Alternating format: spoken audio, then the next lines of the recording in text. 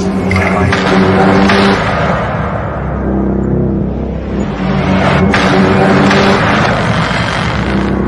Journey of Life, social media. This is an awakening. Snap out of it!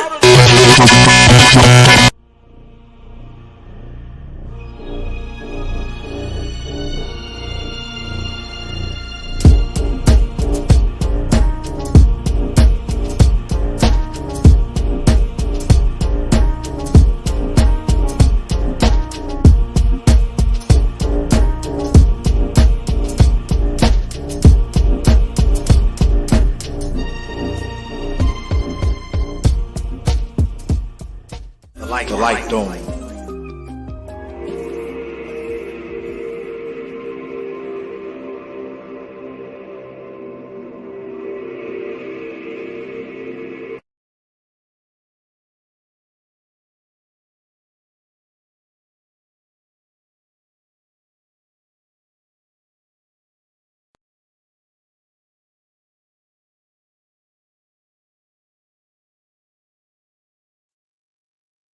Okay. In the name of Allah, the compassionate, the merciful.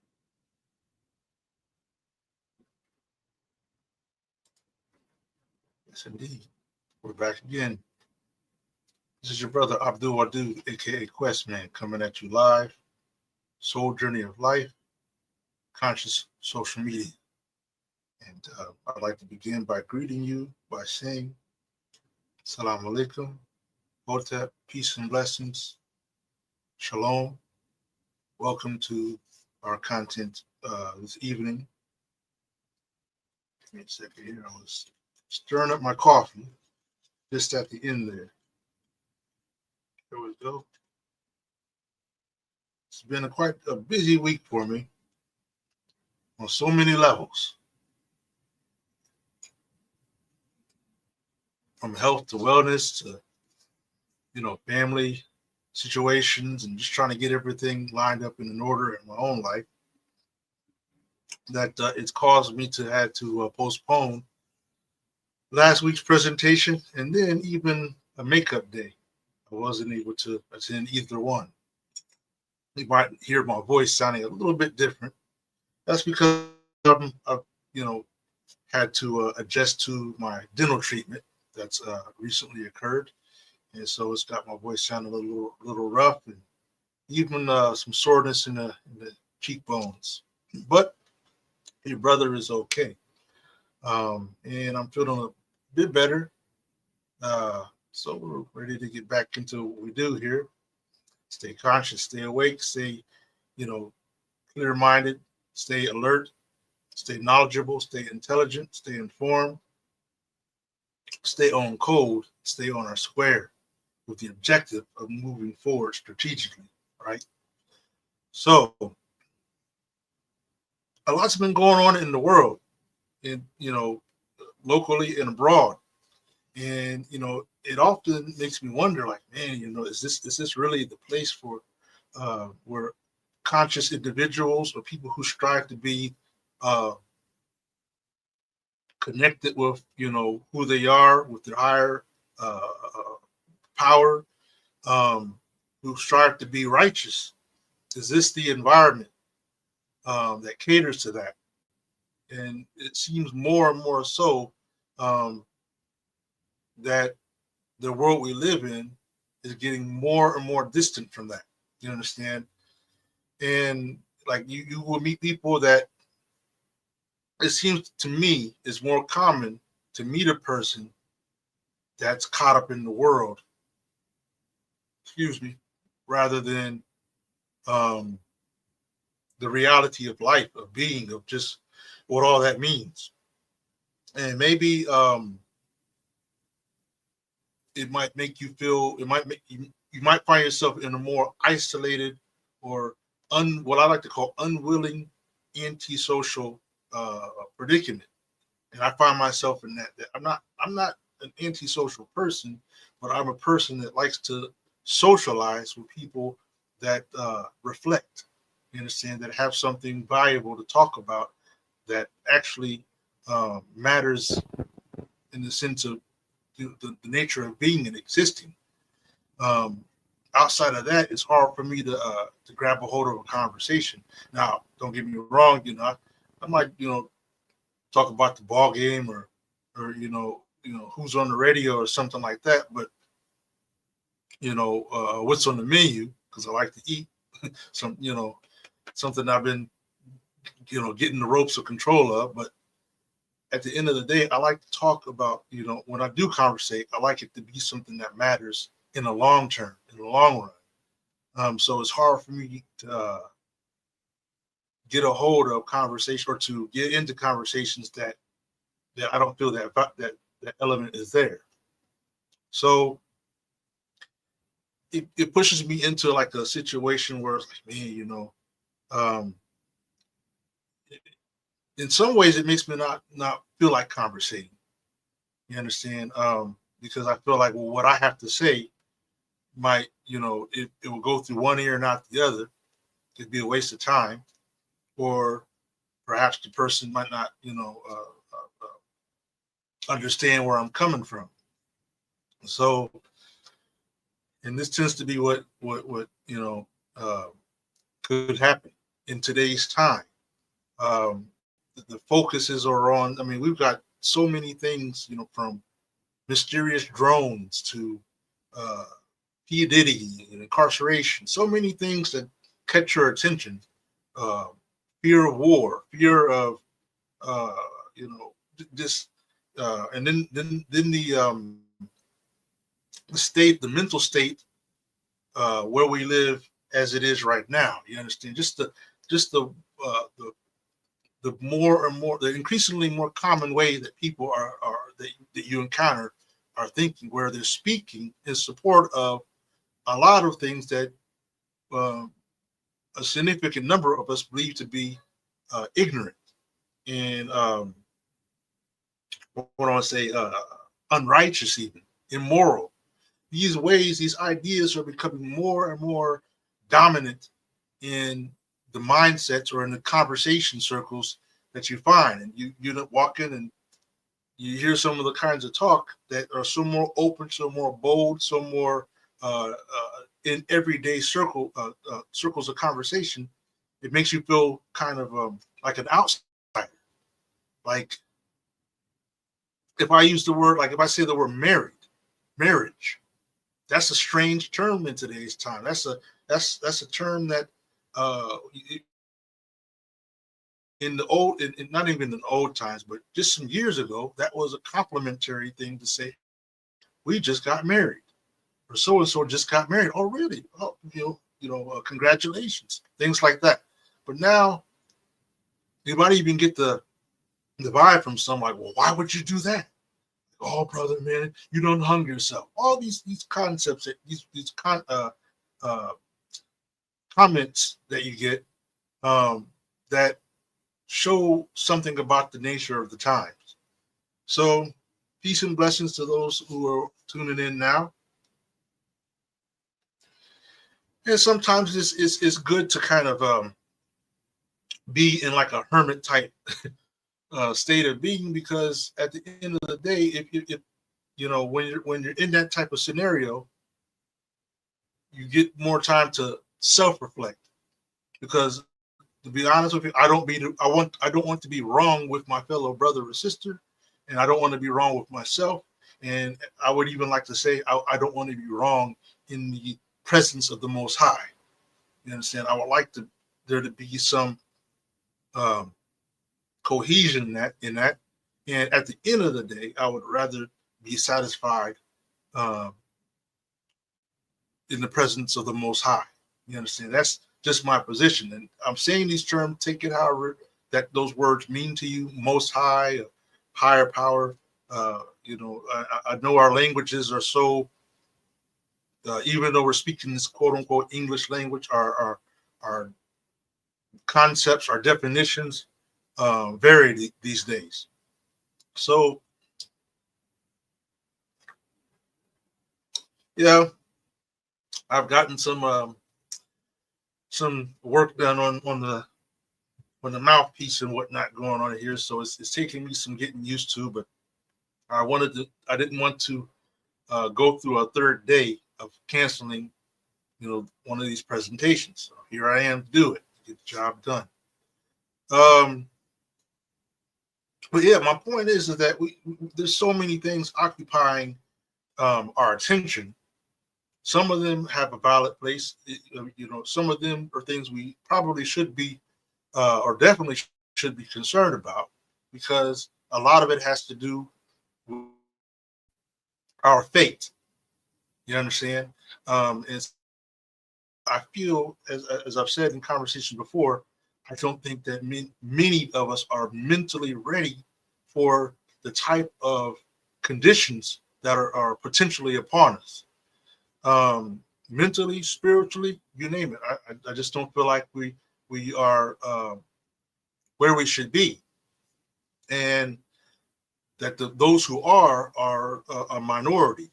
And how can I say that? Because often, when you think about the chances of meeting individuals that have something virtuous to discuss with you, it's like it's getting smaller and smaller and harder to find individuals like that. I'd probably do a lot better with a YouTube channel like this if I had some drama to talk about, right? Or something, just kind of off the wall. But it is what it is. I at the same time, I try to keep, as I'm on my path and keeping up in accord with my journey, I try to, be mindful and still at the same time present content that I feel from within is useful to us. Many of us, we were brought up in the hip hop culture before hip hop became what it is today. It's going through a lot of changes. The focal points in some circles are very different, and even other things are being associated with being hip hop than what used to be identified as hip hop when I was growing up as a child. That doesn't mean that some of the content today is not hip hop. It's just gone through some different. It's what I want to say. It's spread out to becoming different meanings, just like I was saying with words. So what that means is taking on different forms. So, but deep flows or show, here our objective is to kind of go into what people are saying, because I believe that what we say matters. It says something about who we are, not just as an individual artist, but it says something about the minds of our time. When we talk a certain way, when our words are talking, when you hear several people talking about a similar topic. I mean, for example, if we were all talking about, say, for example, joblessness, right? And you keep hearing on every other song, some MC or some singer, singing the woes of joblessness, then that should tell you something about what's going on in people's hearts and minds at that time. So it even if it's a matter of love, of a love song, or drugs in the street, it's still conversating about events, storytelling, what's important to people at that time, especially if these people are drawn towards that kind of music. It's telling you where their heart's at, it's telling you where their mind's at, what they're feeling. So deep flows or show where we want to get into what's being said, so we can kind of explore why these artists, why their lyrics were relevant to us. Maybe were they saying something that mattered? Were they saying something that was deep or conscious? You understand? Or were they just, it was a simple performance? Because both of these things have their place. We're trying to, feed our mind as well as feed our energy, our energies, our desires. So performing, entertaining showbiz, show off, they kind of have their place in our life, because we do like to laugh, we do like to have a sense of humor, listen to a comic or somebody rhyming in a humorous way. We like to see the battles, but at the same time, we like to be able to feel like what we're putting in our ears is something that factors into our life, to our story. Growing up, one of the things was, when it came to, for example, so-called gangster rap, was that were the lyricists, the artists living that lifestyle? Were they about that? Was that who they are? If they were, then there was no hate on that type of person. But if you were caught and you were dropping these rhymes and these lyrics talking about shoot 'em up, bang bang, and all that, and then you didn't even leave the suburbs, the fancy house you have in the suburbs, let alone hit the street, the people were like, wait a minute, and they will call you bogus, call you a fake or a whack MC, right? Because you didn't live the lifestyle you're boasting about in your rhymes. That's how we were in those days. Nowadays, people, they're on this area where it's like being politically correct or being a part of like a certain popularized behavior in life, and so you'll hear that. But you also will hear that is more about the money. Like people we're in a time where people are willing to do anything for money, even if it goes against what they say. Excuse me, that they're upon. Even if it goes against what they say that they're upon, they will. I mean, and you, like I was saying, you will find people who are in trouble over their heads right now because they got lost in that, and they put themselves in a position to become a good target, a good example for to be taken advantage of. For example, I'm just going to say it like this: if you think about the type of lifestyle or the type of depicted lifestyle that P. Diddy would speak about in his lyrics, then when the time came to find someone to be a scapegoat, a shame, and for that type of lifestyle, what better example would you have than someone like P. Diddy? Because this is the type of lifestyle he kept on portraying among himself in some form or fashion. This was the environment that he was presenting and boasting about. So why would that be difficult to believe that he did not live a shameful lifestyle? I don't know the person. I don't know what he did or didn't do, but I do know the content of his music, his lyrics.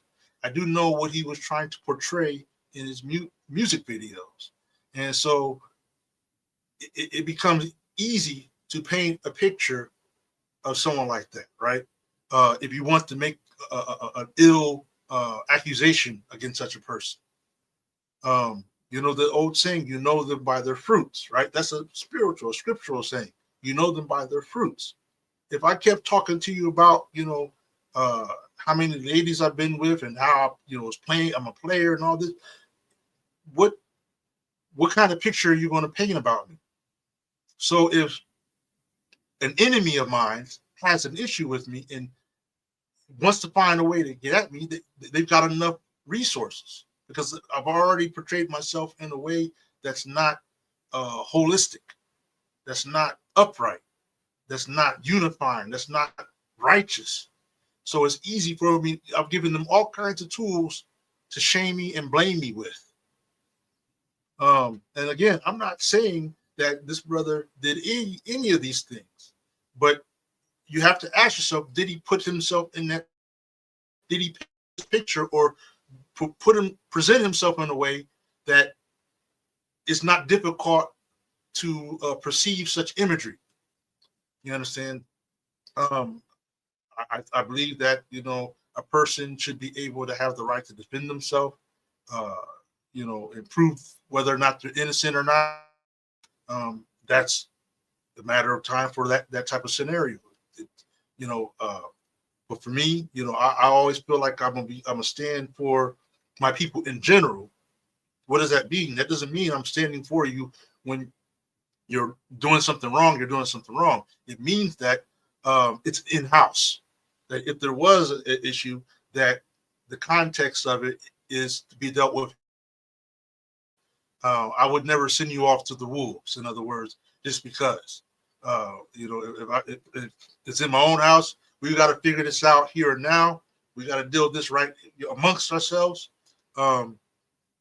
If a law is violated or something like that, first we figured out what's going on, and then whatever has to happen is what has to happen. We're not trying to sit there and burn the whole tribe down because of some foolishness that one person wants to do. But we will clean. We will get a clean understanding to that point. Because I believe that if we can handle a problem amongst ourselves, amongst our own people, amongst the family, in house, it may not have to get to that point. If there were brothers who understood the value of hip hop music and culture and lifestyle, and did like they did back in the days with African Bambaataa and all these brothers, and really had almost like a patent control over what comes out of the industry. People like P. Diddy couldn't have gotten that type of character about himself. You understand? It couldn't have happened like that. It wouldn't have been possible for him to go outside of the boundaries. You understand? There would have been those that would have said, "Hey, the lines," if that is what was going on. Because the thing about shame and immorality, if people are involved in that, it's going to present itself at some point. It's going to, there's that old saying, whatever is done in the dark, you understand, whatever is done in the dark will come to light. So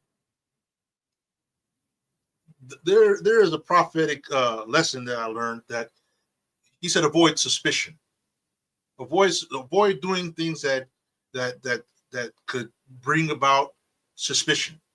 Even if, like I said, let's say the brother is 101% innocent of whatever accusations are against him. If he lived a life where it was clear that this wasn't the case, where there was no argument that you could possibly make against him, then living a life suspicion-free, then the accusations that you're seeing today, it would be harder to accept them. Even if they were true, it would be harder, because you're like, that doesn't sound like the P. Diddy I know. What are you talking about? P. Diddy, he's like this, he's like that. I mean, to give you an example, one of our topics today is Black. Imagine if somebody said that about Black Thought. Imagine if people were handcuffed and shoved into the paddy wagon and off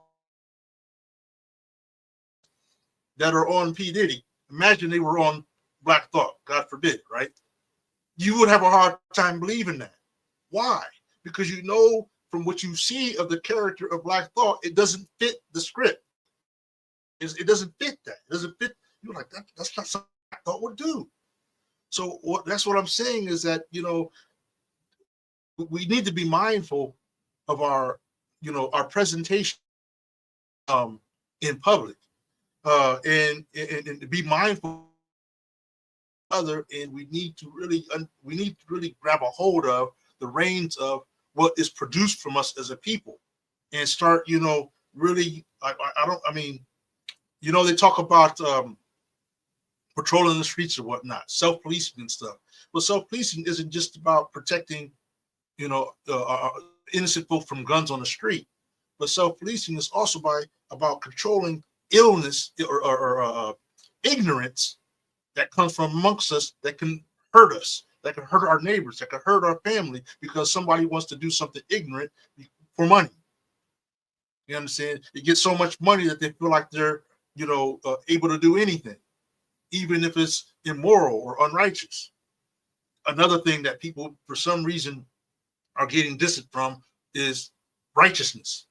People don't care anymore. They don't care what they do is wrong or right. as long as it's quote unquote legal.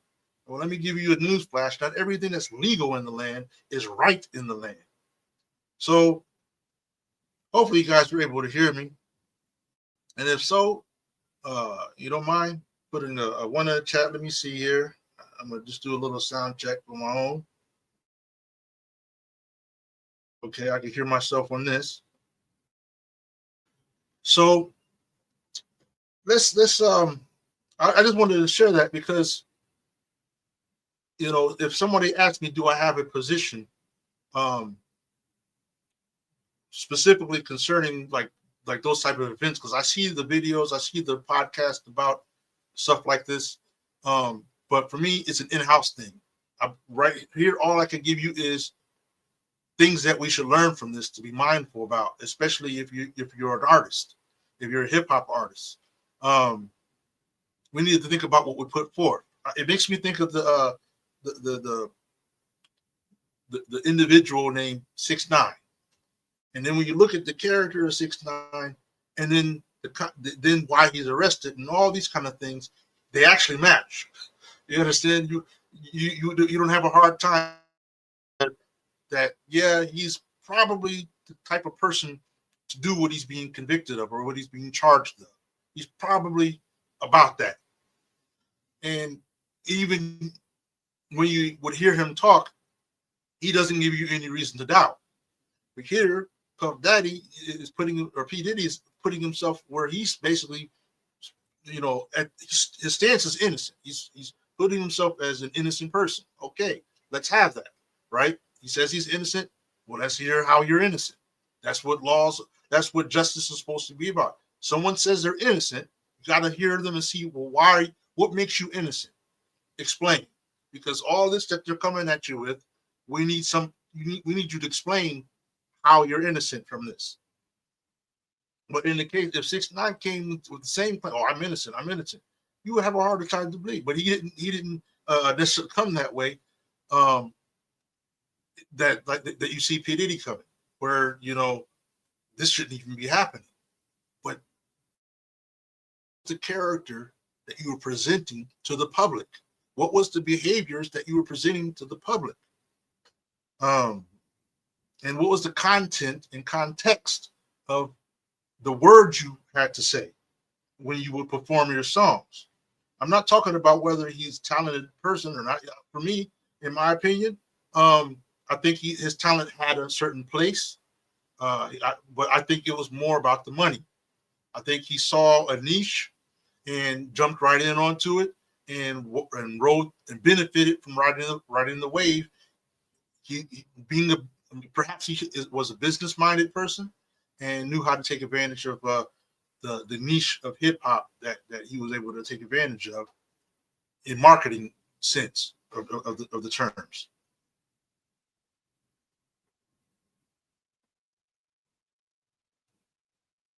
Oh wow! I'm looking at this. This is what I mean. He says, I'm seeing a comment here. It says, I'm a little behind, but Africa Bambaataa was a child predator the whole time he was policing hip hop. And that's sad.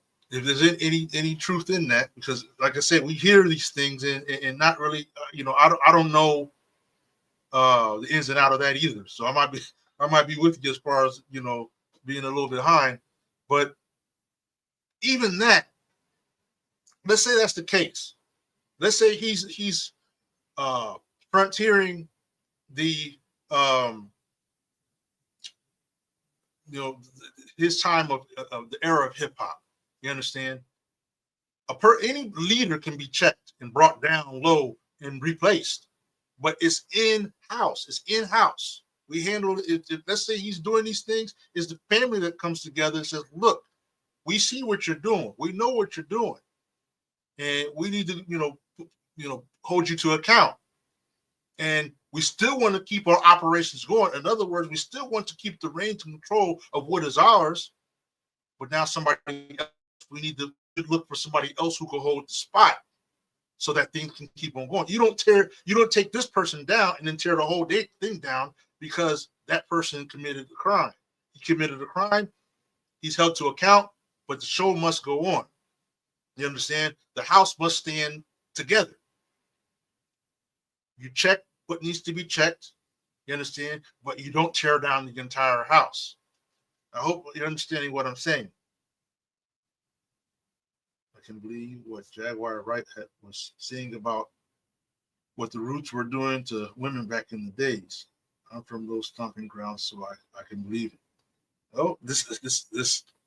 I'm glad, and you brought that up just on time because, as I mentioned, one of the persons we want to go into their words is Black Thought, but it's particularly the words that we want to focus in on.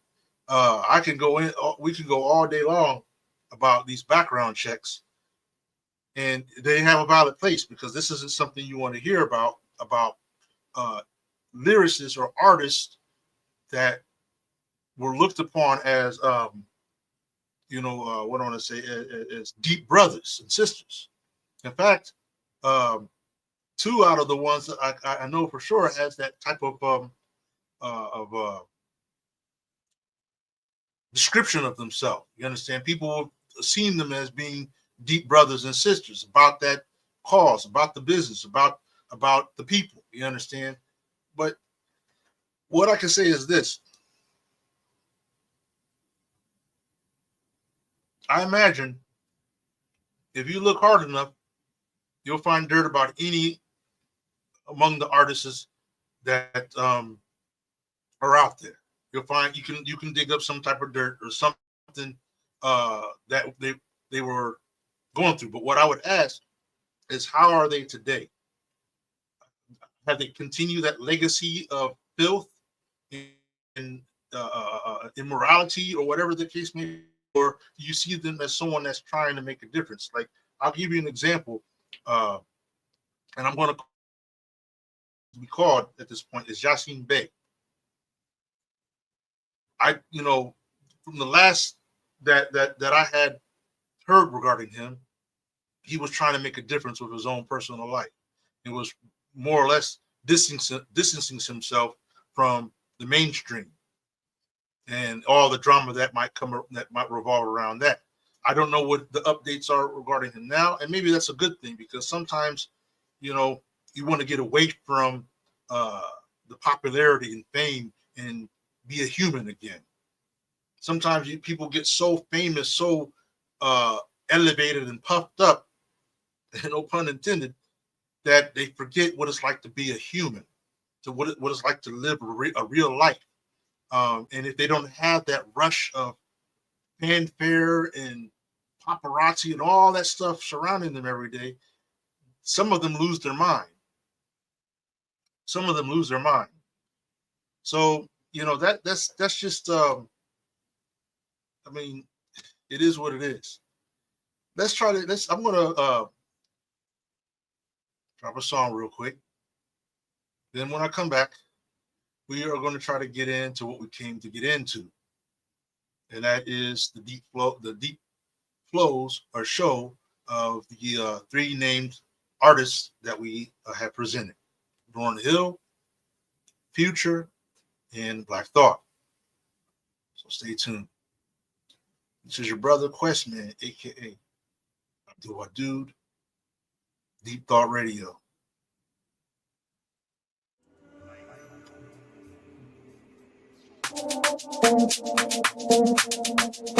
Questman. The light don't touch the sky, breathe, flow, touch the sky, breathe, flow, touch the sky, breathe, flow, touch the sky, breathe, Audi body, outwardly feminine. There's always a place in my heart for you to be. Audi body, outwardly feminine. There's always a place in my heart for you to be. Audi body, outwardly feminine. There's always a place in my heart for you to be. Audi body, outwardly feminine. There's always a place in my heart for you to be. Take my hand, be my lady, you and me. On this journey, leave our worries. Breeze is flowing, fly together. Beyond the galaxy, make a wish. My dream of beauty, give you a kiss. Sweet so closely, do you love me? Say you love me, do you love me? Say you love me. just touch the sky, breathe, touch the sky, breathe, touch the sky, breathe, just touch the sky, breathe, just touch the sky, breathe, just touch the sky, breathe, just touch the sky, breathe, just touch the sky, breathe.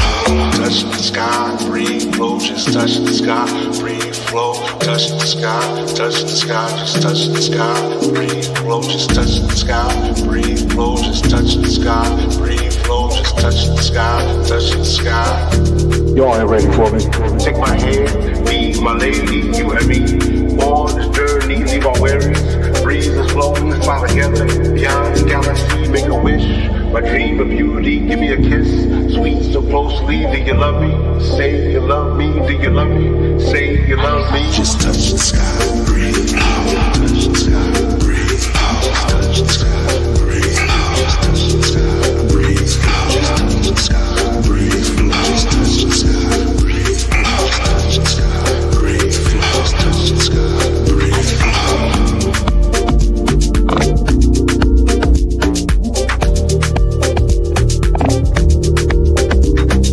Touch the sky, breathe, flow, touch the sky, breathe, flow, touch the sky, breathe, flow, touch the sky, touch the sky, touch the sky, breathe, flow, touch the sky, breathe, flow, touch the sky, breathe, flow, touch the sky, touch the sky.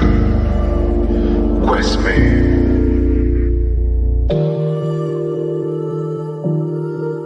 I saw someone.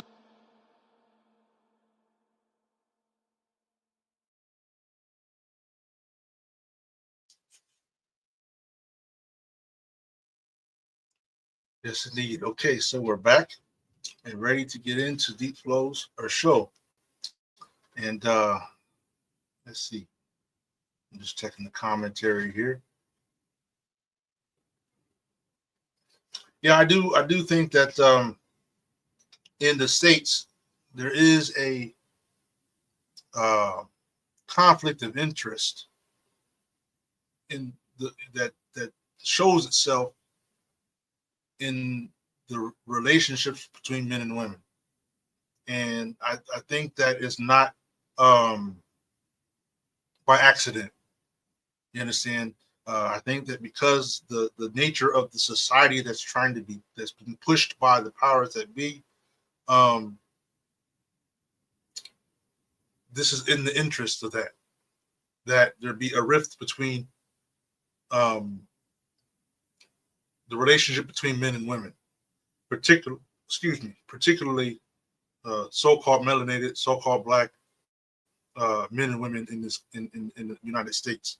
I do believe that there is a form of an agenda to see us as far apart from each other as we possibly can, and that includes that even when we do attempt to come upon each other, we're ill-prepared, ill-equipped intellectually, even adequately, you understand, where we don't really know how to truly interact with one another. And not only that, we don't know once we're amongst each other, well, what do? We just know what our desires are. And there are men and women who are rising up to that awareness. They're rising up to the importance of understanding one another. They're rising up to understanding, like, hey, this person expects something of me. He desires something from me. She desires something from him. You understand? There is something that I'm supposed to bring. There's something that he's supposed to bring. They're talking to each other. The man and the woman are talking to each other, where they understand that, for this to work, they have to be aware of the other person's concerns as equally as they want them to be aware of their concerns. But that's, again, this righteousness or near righteousness is becoming a minority in the land. It's because increasingly are people who are backing up righteous values and putting it in the rubbish heap. You understand? In place of whatever gets money, whatever gets them likes, whatever gets them bonus points. If it gets them bonus points, they will strip to show their skin to the world. If it gets them bonus points, their whole vocabulary would change. Their whole personality. You're their friend today. They make you their enemy tomorrow if the dollar is right.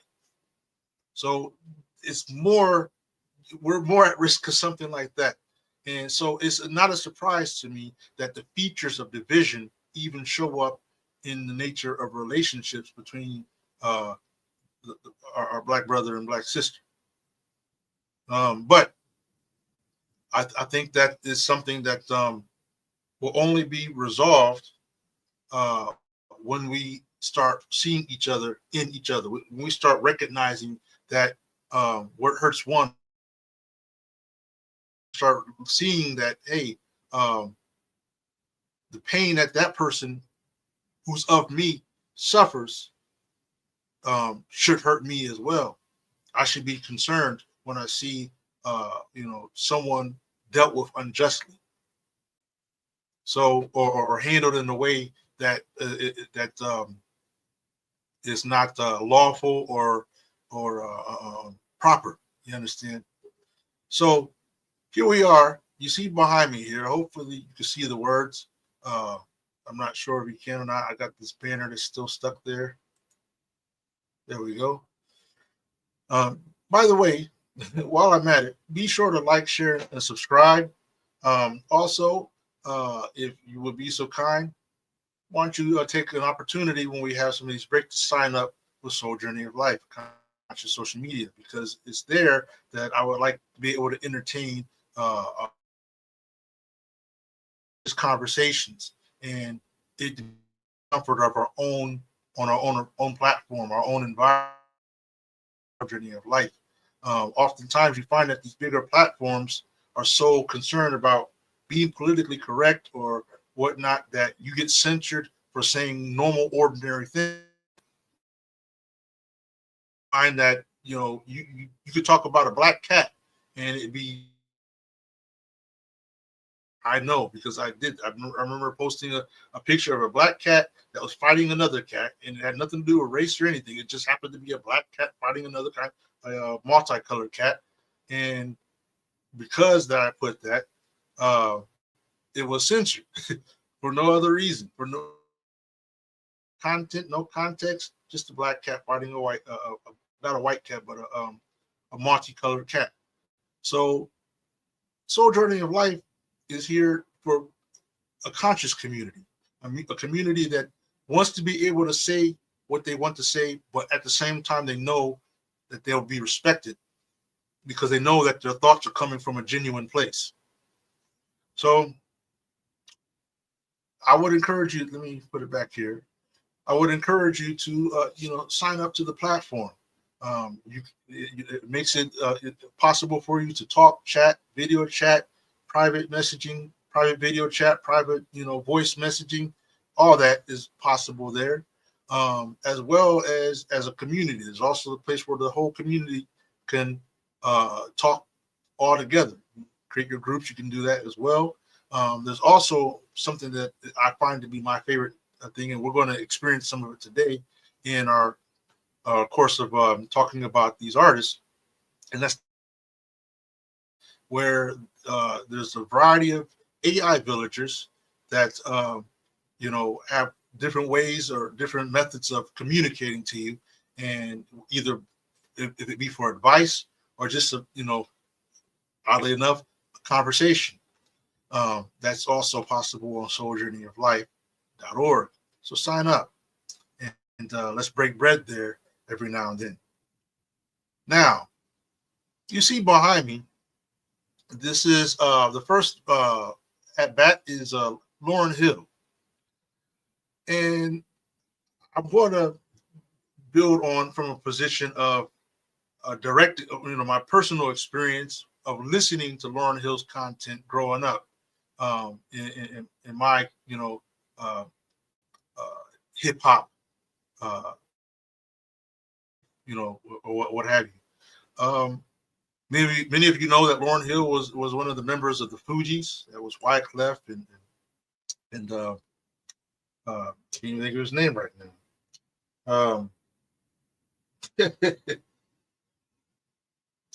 Oh man, it's showing the age is really kicking, and my jaws are paining me from the dental stuff.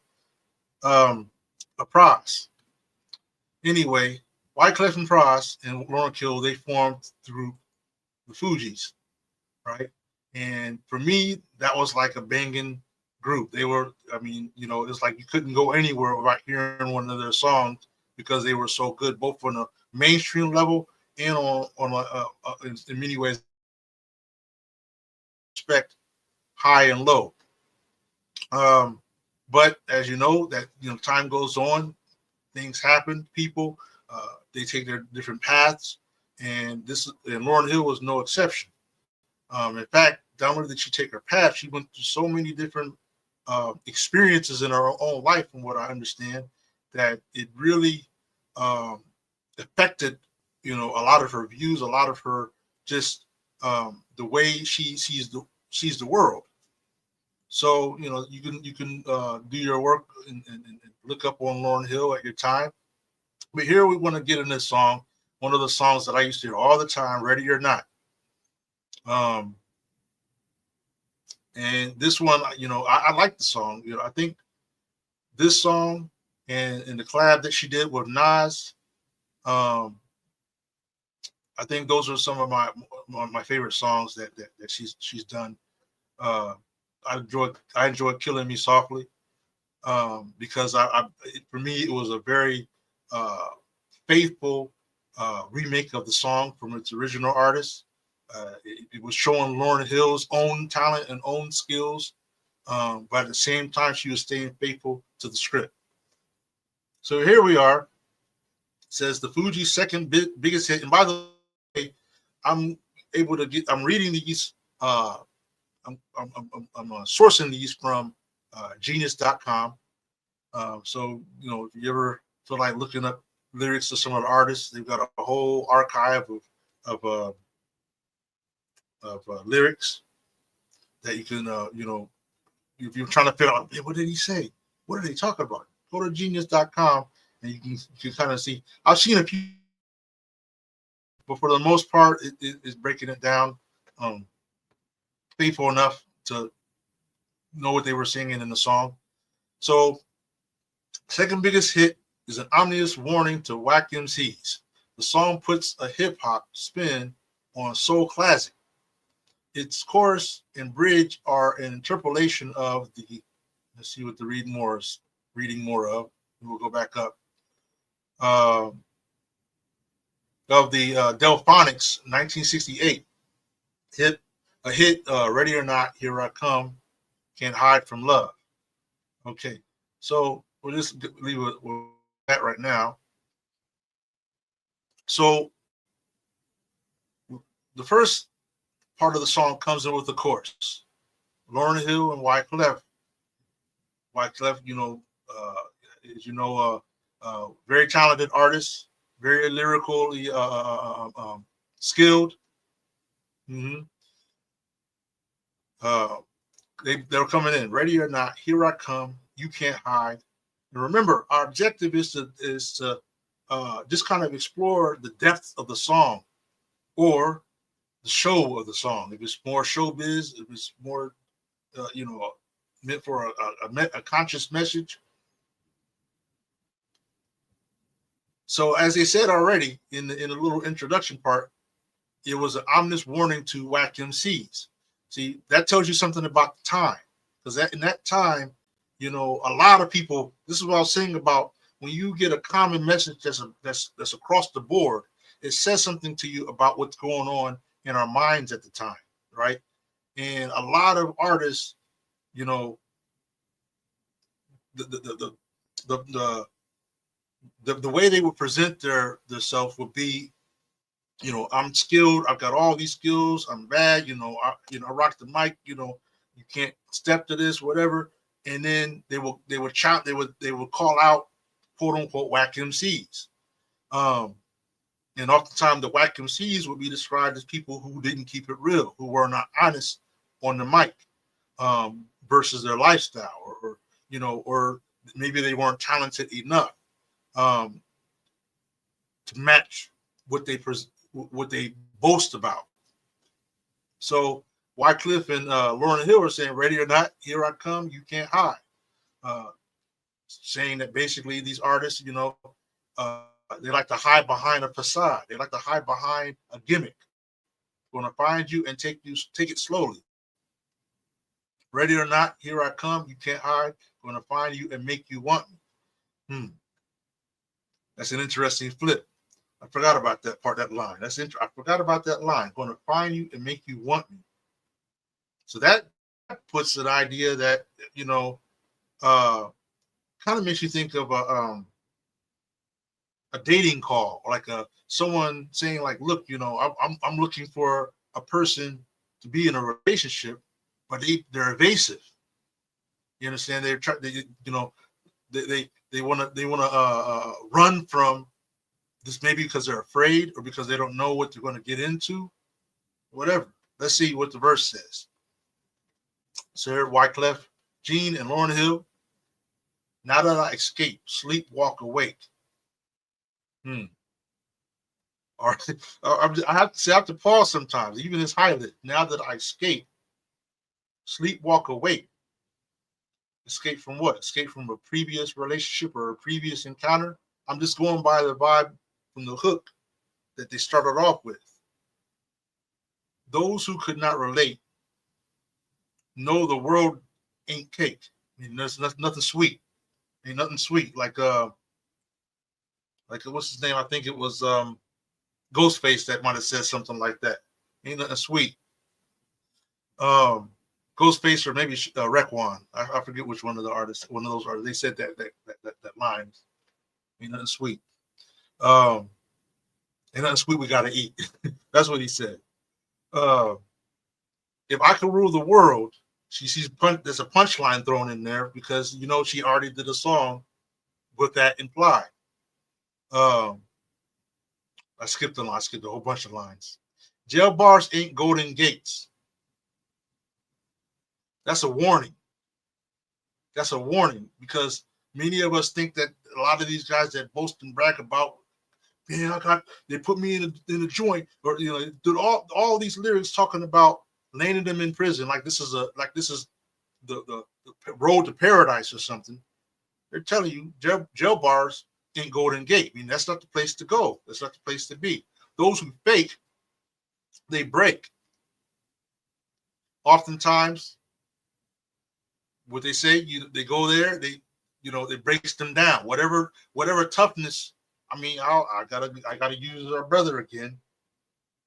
I don't really like this, but one report I read, his hair is becoming gray and white and is aging him. I'm talking about P. Diddy. That he had some kind of moments of fear. You understand? And I can imagine because that's probably, I don't think he was even expecting any type of incarceration. See, this is the mindset you got to understand, that you get so much wealth, so much pomp and confetti that you believe you're invincible, that nothing can happen to you. So when it does, you're not prepared for it. You weren't conditioned for that. You were conditioned to keep on being a baller and shot caller, because that's what you convinced your mind that you are. And so when a bigger shot caller and a bigger baller hems you up, you're shook. I wasn't trying to pun Mobb Deep, but it had to fit right there. So jail bars ain't golden gate.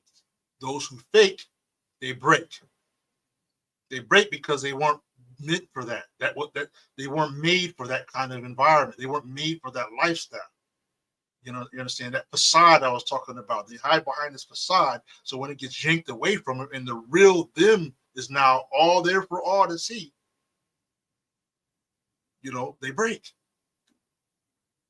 When they're talking, oh man, I mean, this is almost prophetic. When they meet their 400-pound mate, the prison mate, let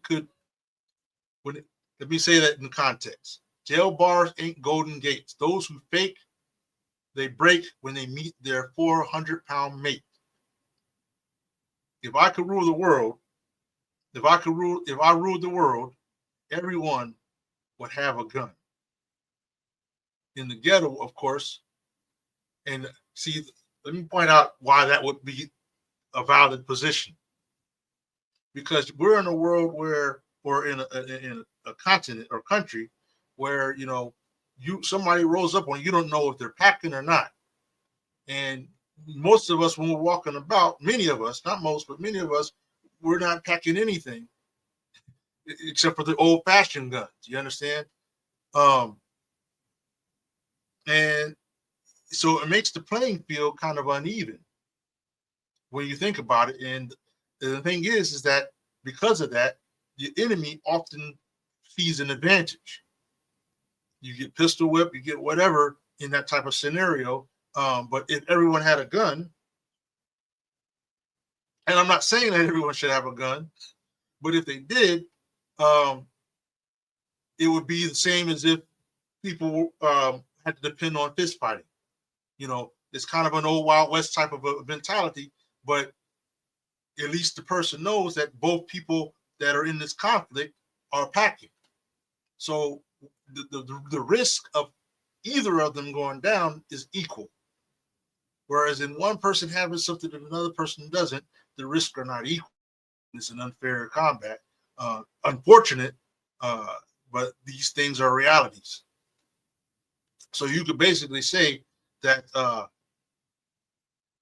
I don't advocate violence, but I do advocate that we should have a right, that we maintain our right to defend ourselves equal to what the opponent could come at you with. If the opponent is coming at you with a tank, you should be allowed to have a tank. It might sound silly, but my point is that you don't want to be at a gunfight with a knife. It's just what it is. Let's continue.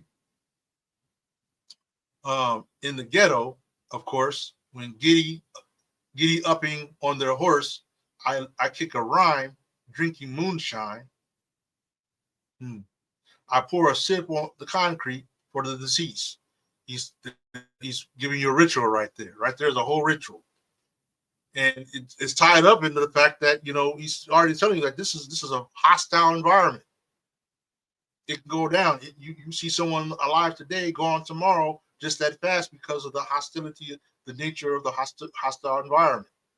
So, he finds himself in a mourning, and the way that a so-called G expresses their mourning is, pouring some liquor out for the homie, so to speak, pouring some liquor out.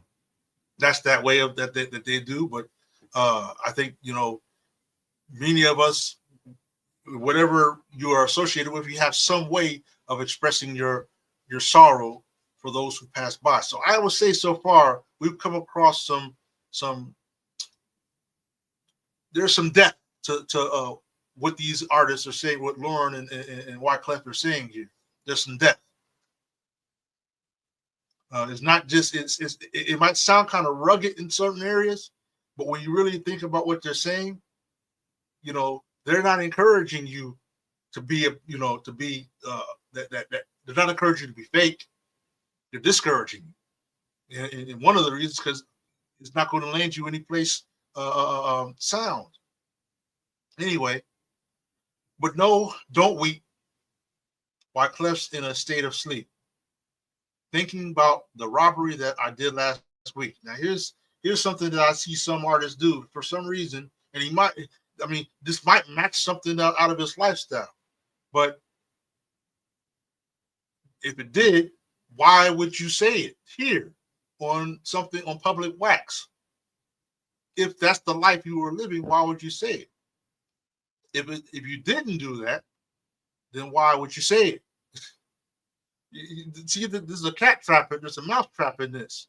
When people speak about something that could be potentially a violation of the laws of the powers that be. And I'm not saying a person should be afraid, and I'm not saying that a person doesn't find themselves in scenarios that they may not have a choice but to commence to an action that in any ordinary circumstances they wouldn't even have thought about. And I can speak on this even on a scriptural context where there was a person who kept on stealing something from the markets, and it was brought to the attention of the ruler. So the ruler came into the sky in disguise to meet this man and asked him, "Why are you stealing? Basically, why are you robbing?" I'm just using. I'm relating it to this line of why these things could happen. Not for everyone, but in this scenario. So he says, because I have wife and children, and your everything is out of our league to afford, so I don't have a choice. So the ruler thought about that, and he felt bad because he felt like, as a ruler, he should be able to maintain his country well enough so that people, even farmers and lower level people, shouldn't have too much difficulty trying to get a meal. You understand that his ruling is so strict that this person can't even get a meal, from his labors. It wasn't that the man wasn't working; it's just that his work wasn't good enough to get an average meal. Just like these minimum wage jobs that they want to push down people's necks.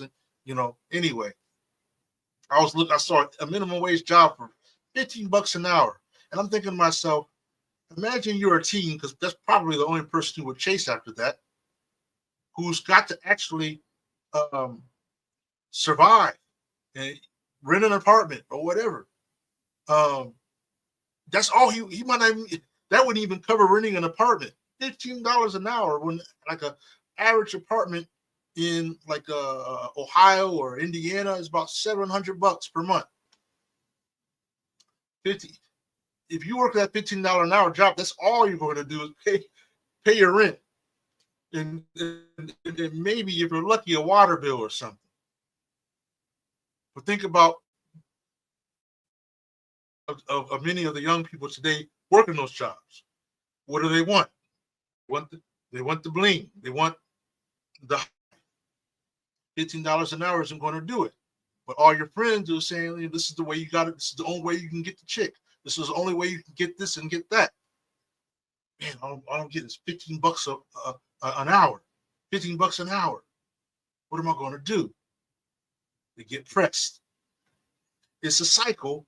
And like I said, I don't believe that it's accidental, that this is how this is designed. If you understand economics, then you understand the benefits that this establishment has over the penal system. You understand? There's a major industry in that, and you can't benefit from it if it collapses. So it has to keep on having a vibrant flow of income.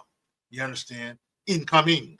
A vibrant flow of inmates incoming for it to maintain, and then to reap the wealth and the free labor and the rewards that come from such an established system. Especially when you're trying to maintain status quo power over the people that you have persistently maintained mastery and rulership over. So that's the reason why the majority of the inhabitants of incarcerated environments tend to be from amongst our own ranks. Not the majority of criminals, but the majority tend to be going out of our population, tend to be going from school.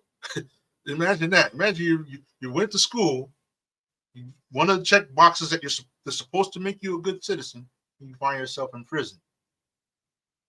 But some of these people that you'll see, like even you see posts or whatnot, are very intelligent.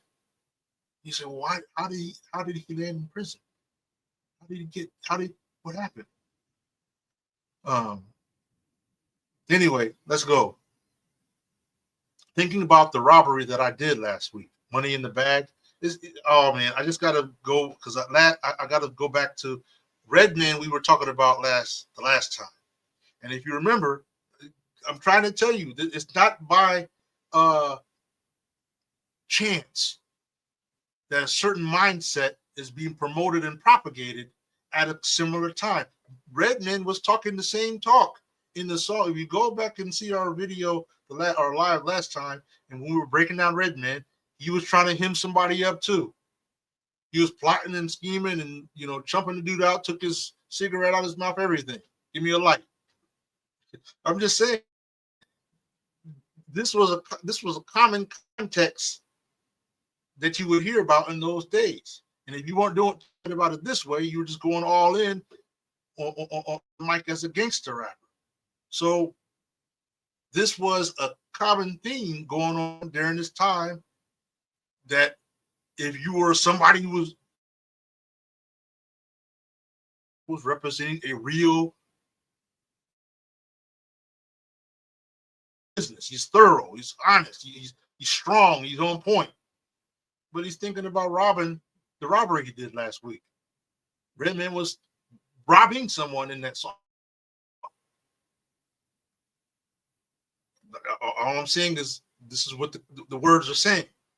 I'm not saying this or that about the people. I'm just talking about the context of the words and these lyrics were presented. They were about the same time. Money in the bag, banker looked like a drag.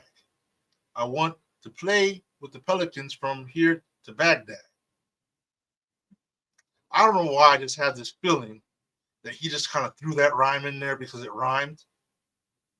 Some people do that. They'll get to, they're like, oh, what rhymes with money in the bag? What rhymes with that? Because otherwise, I want to play with the Pelicans from here to Baghdad. Okay, I can see the meaning behind that. Basically, I want to get enough money to be able to do whatever I want and like to go wherever I want, including if it was to travel all the way to Baghdad and relax in on the shore side where the Pelicans are at. That's the breakdown. Gun blast, think fast. I think I'm hit. Wasn't Redman hit in the last song where he was arrested or something happened to him too?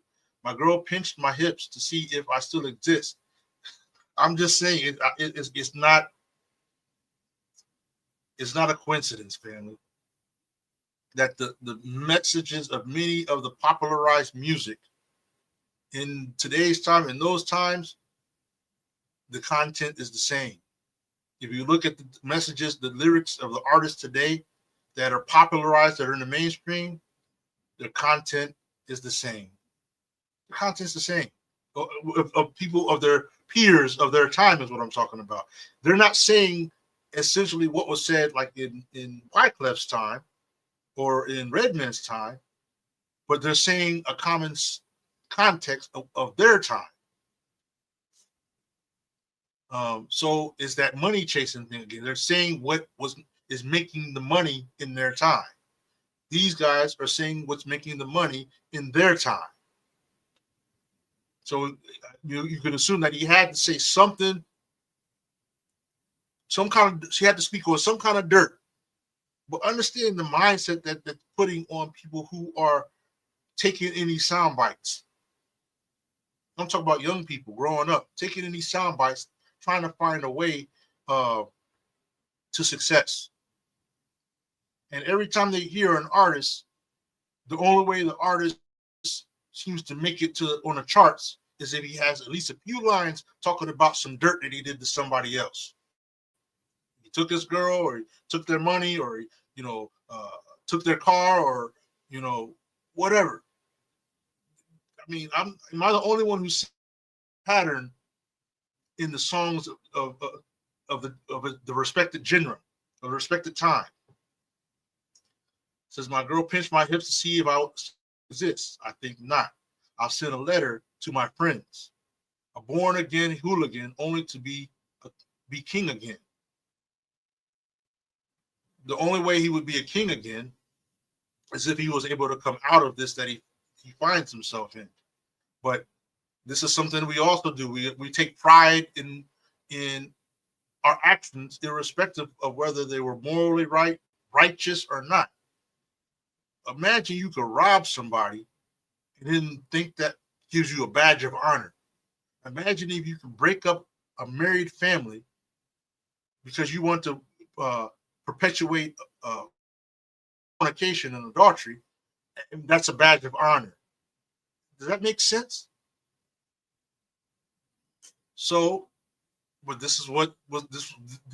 This was literally common content. If you go to any song of the popular artists during that time, you're guaranteed to find them talking about they did some dirt to somebody, whether it be robbery, they shot somebody, they took something bad, because they felt they were weak or whatever the reason is. The only one that might have been a legitimate position is if somebody was a snitch or somebody was on something ill. You understand, something that is immorally ill. But even still, there's a method to implementing justice. I would tell you this: it would have been different if the person, the victim of this robbery, was something like the Robin Hood concept.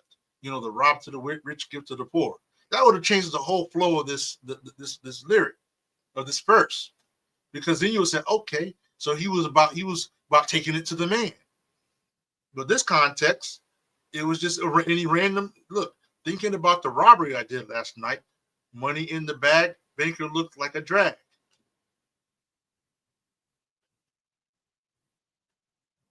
He didn't care who the person was or what, I don't. Okay. Any of you guys see the news about the guy who killed the medical practitioner, or there was an individual who was like the head person for something medically related. He got assassinated. He got a hit put out on him. From all sense of the event, it looked like a hit was put on him. The guy came that knew who needed to go down, and he shot him and left as he came. I can't say that I know the behind the scenes element of what that's about, but what I can say is that that's something that I know folks would have called that shot in cold blood, meaning shot without any consideration for the life of the individual, wrong or right. But like I said, things do happen. Things do go down where sometimes people put themselves in situations that the old saying, pressure busts pipes. That someone else has now finally drawn the last line. Let's say because of this man's malpractice in the medical field, someone's family lost a life. That would press many of us to think long and hard about what we want to do next to resolve that situation. I don't know if that's the case in this scenario, but I can see scenarios where people are pressed to the limit to doing something extreme, such as even like the person like White Cliff is boasting about robbing a banker. You don't have. But see, his next line tells us something different, though. Remember about the Pelicans from Baghdad. He's trying to live a life of luxury. So it's not because of struggle, it's because he want to live a life of luxury. So put the money in the bag. I'm trying to go, play with the Pelicans in Baghdad. I'm trying to live a life of luxury. That's boasting and bragging. Not I'm trying to feed my family and make sure my children have something to eat, that there's food on the table. But no, I want to live a life of luxury. So what I want to do, I was telling you, I wanted to go to Soul Journey of Life here. As you see, I'm already logged in. But I want to go to Soul Journey of Life because I want to ask, I want to see how the AI villagers interpret these lyrics. Because I find it interesting that the way, so when I'm in there, you see I'm clicking the village circle.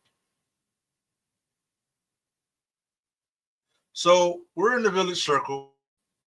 I'm going to minimize this part right here by clicking at the page is still loading, pardon me.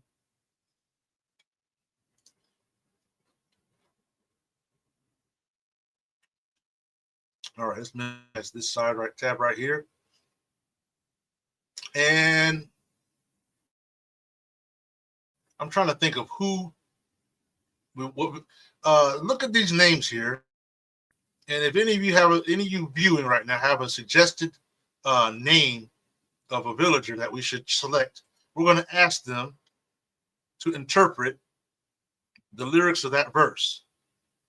I want to see the AI village. Each one of these villagers has a different personality, different characteristic. So, put into the chat which villager we should select.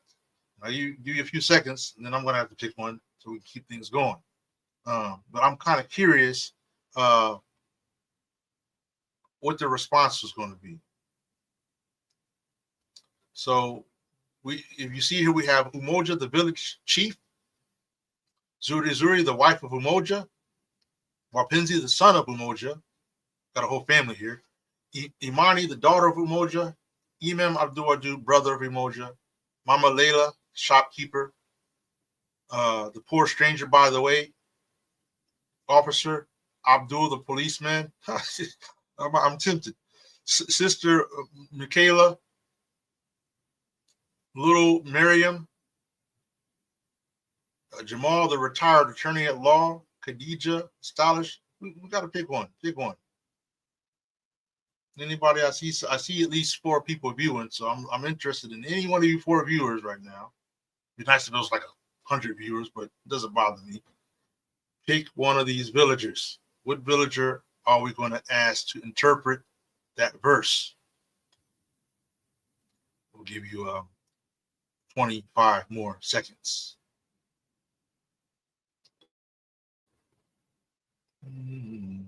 But perhaps I need some type of like Jeopardy type tune when I ask these kind of questions. Give us a Jeopardy tune to kick off the moment where we count down how much time. Do I have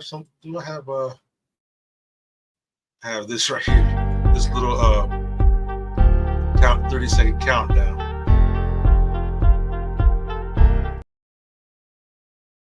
But I'm not going to do that because it's too cheesy for me. I'm the type of person, I don't like to use default settings. I don't know if you noticed that. I don't like default. I don't like using, like if I order something, like the laptop, I got to change the background. I don't like Windows backgrounds. I like my own backgrounds. Similarly, that 30-second countdown is the what do you call it? The OBS systems background or countdown. So I'd like to make my own. Anyway, I am going to pick. We're going to pick.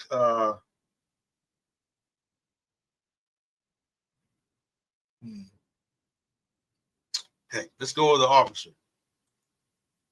Officer Abdul. We're going to ask him to interpret the verse of the Fugees. So while that's loading up, I'm going to go over here. I'm going to copy and paste. Right? Let me pages to Lauryn, right? Loading. Let me refresh it here because I got a lot of windows open. So some of these pages, when you have all these windows, it's harder for the pages to load fully. So we're going to paste this. I'm going to say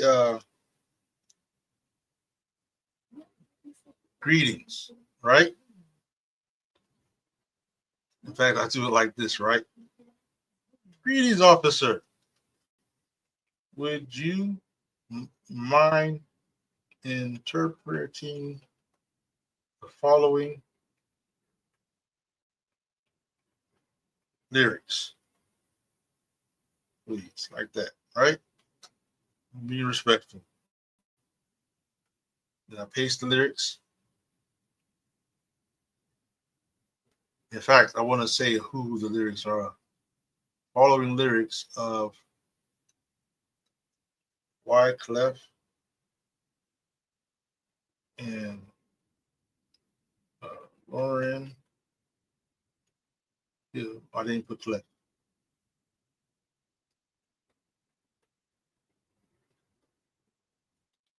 I spell his name right? Oh, daggone it! Why did I do that? Because he's got the name of there's a person with that name, so I gotta spell that right. Wyclef Jean. That's what I was trying to put here. Why did I put Clef separately? Of Lauryn Hill. Of Fugees. All right, please. All right, let's see what the officer has to say. Excuse me, Mr. Officer. Got a question. What do you want? I'm busy. Well, if you don't mind, just give us a few moments of your time and translate these lyrics. Translate these lyrics. So while he's doing the translating,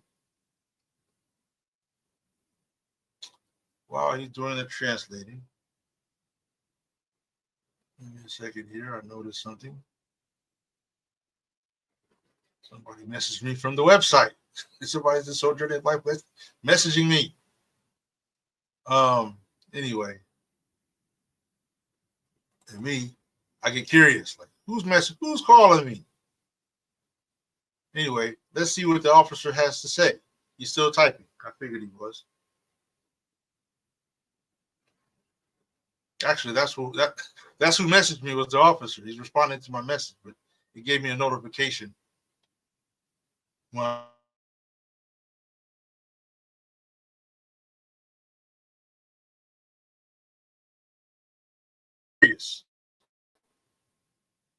I'm curious.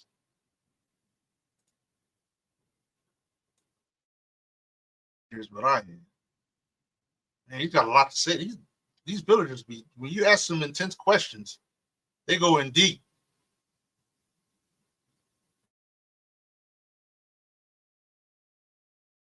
To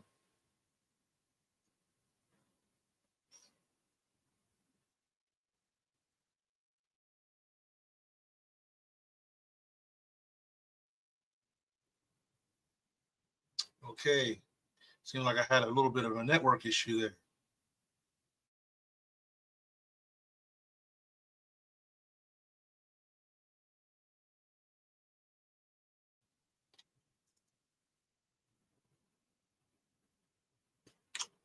Looks like we're going through a bit of a network.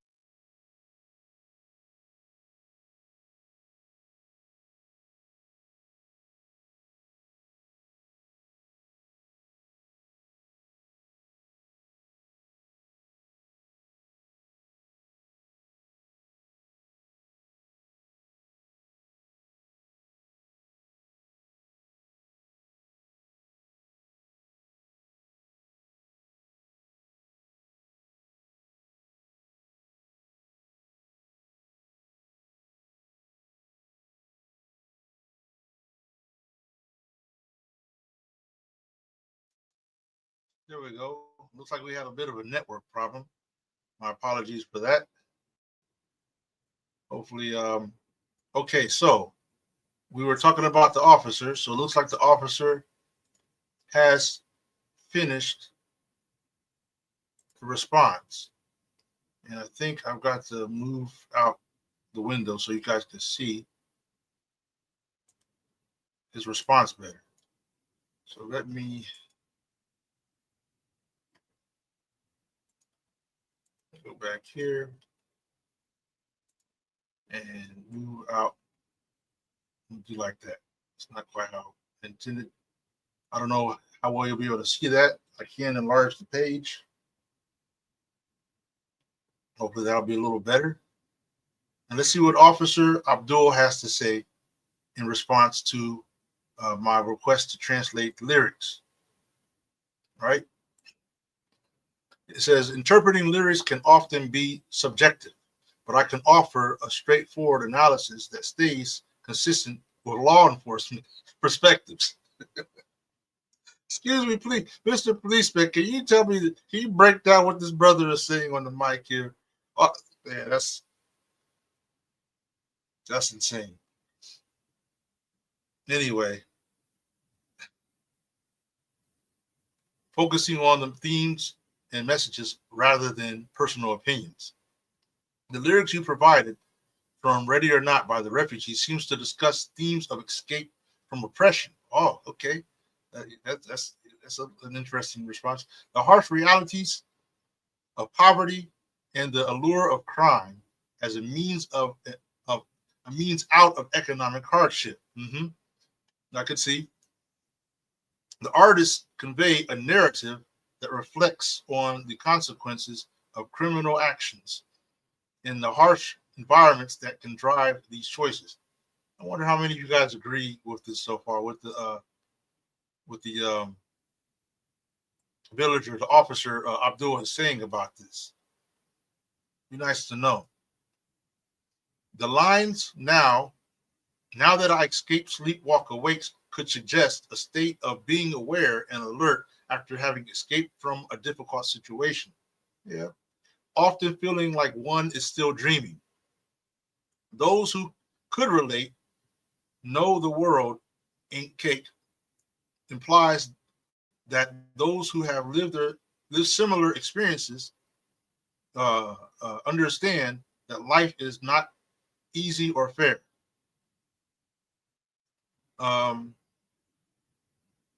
Jail bars ain't golden gates. Clearly states that prison is not a place of opportunity or redemption, like I was saying. So, Abdul are on the same on this aspect. The verse speaking about ruling the world and everyone having a gun in the ghetto represents a reflection of power dynamics and possibly the perceived need for self-protection in a dangerous environment. I can agree with that. It is important to recognize that while the narrative discusses these themes, it does not promote engaging in criminal activity. Artistic expressions often explore complex themes and societal issues. So he's suggesting that those criminal contexts were merely artistic expressions, often explore complex themes and societal issues, sometimes portraying the harder truths of certain lifestyles and environments, which can be valuable in understanding the various human experiences and perspectives. Okay. As an officer, the takeaway would be to focus on the underlying issues, such as poverty, lack of opportunities, and systemic inequalities that often lead individuals to crime, like the example I was giving with the ruler and the burglar or the robber. This understanding can assist in nurturing empathy, educational initiatives, and community outreach programs aimed at crime prevention and rehabilitation rather than mere incarceration. Yeah, maybe. I think that the solution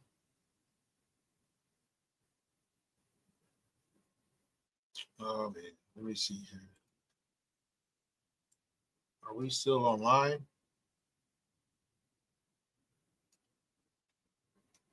Oh, I see why it's. I'm looking at my my screen down here, and it looked like it paused. So I got to make sure I'm still online here every now and then. The network isn't as strong as you want it to be. But the problem that I have with that is that often these very programs are developed by folks that may not have our best interest in mind, or there are strings attached to their programs. Like, we'll give you this, but you have to accept these ideologies or these concepts. We'll set you free, but there's these programs that will soften you up into becoming a buttermilk biscuit. Oh, there's always these little strings attached that aren't often in our better interest. If we were able to, if we were in a position to be strong and stand up on our own feet, and there was a program that encouraged that, keeping strong, being mindful, and then at the same time, trying to live a crime-free life, that's a different thing. But often the programs that are mentioned there aren't doing that. They're saying it's called a rehabilitation, but the center doesn't actually have what you need to truly rehabilitate in the way that you need to rehabilitate. The $15 an hour job is still out there. You understand? You're in there because you were working the $15 an hour job and you weren't able to make it. Now you're out, and it's not like they're going to give you a pay raise. That would be rehabilitating. Like, oh, you were suffering from poverty. Well, let's help you out and lift you up a little bit so that you don't suffer from poverty and thus be tempted to resort to a life of crime. Seems like a solution to me. Understanding the impact of socioeconomic factors on crime can lead to more effective community policing and better relationships between law enforcement and the communities they serve. Remember, if you're engaging with content or participating in discussions online, always respect the platform's policy. Yeah. He's doing what he does. He likes to remind you of the policies of the website. So, for folks that like to come and if they want to come and spam or what do you call it? Spam or whatever. Not here. This is a conscious social media. Anyway, so I got that works for me. That was a pretty decent response to those lyrics. So now let's carry on. Let me I want to move the screen back real quick so it's more behind me than anything. Right about there. I think I had it. And now we're going to go to the next in line.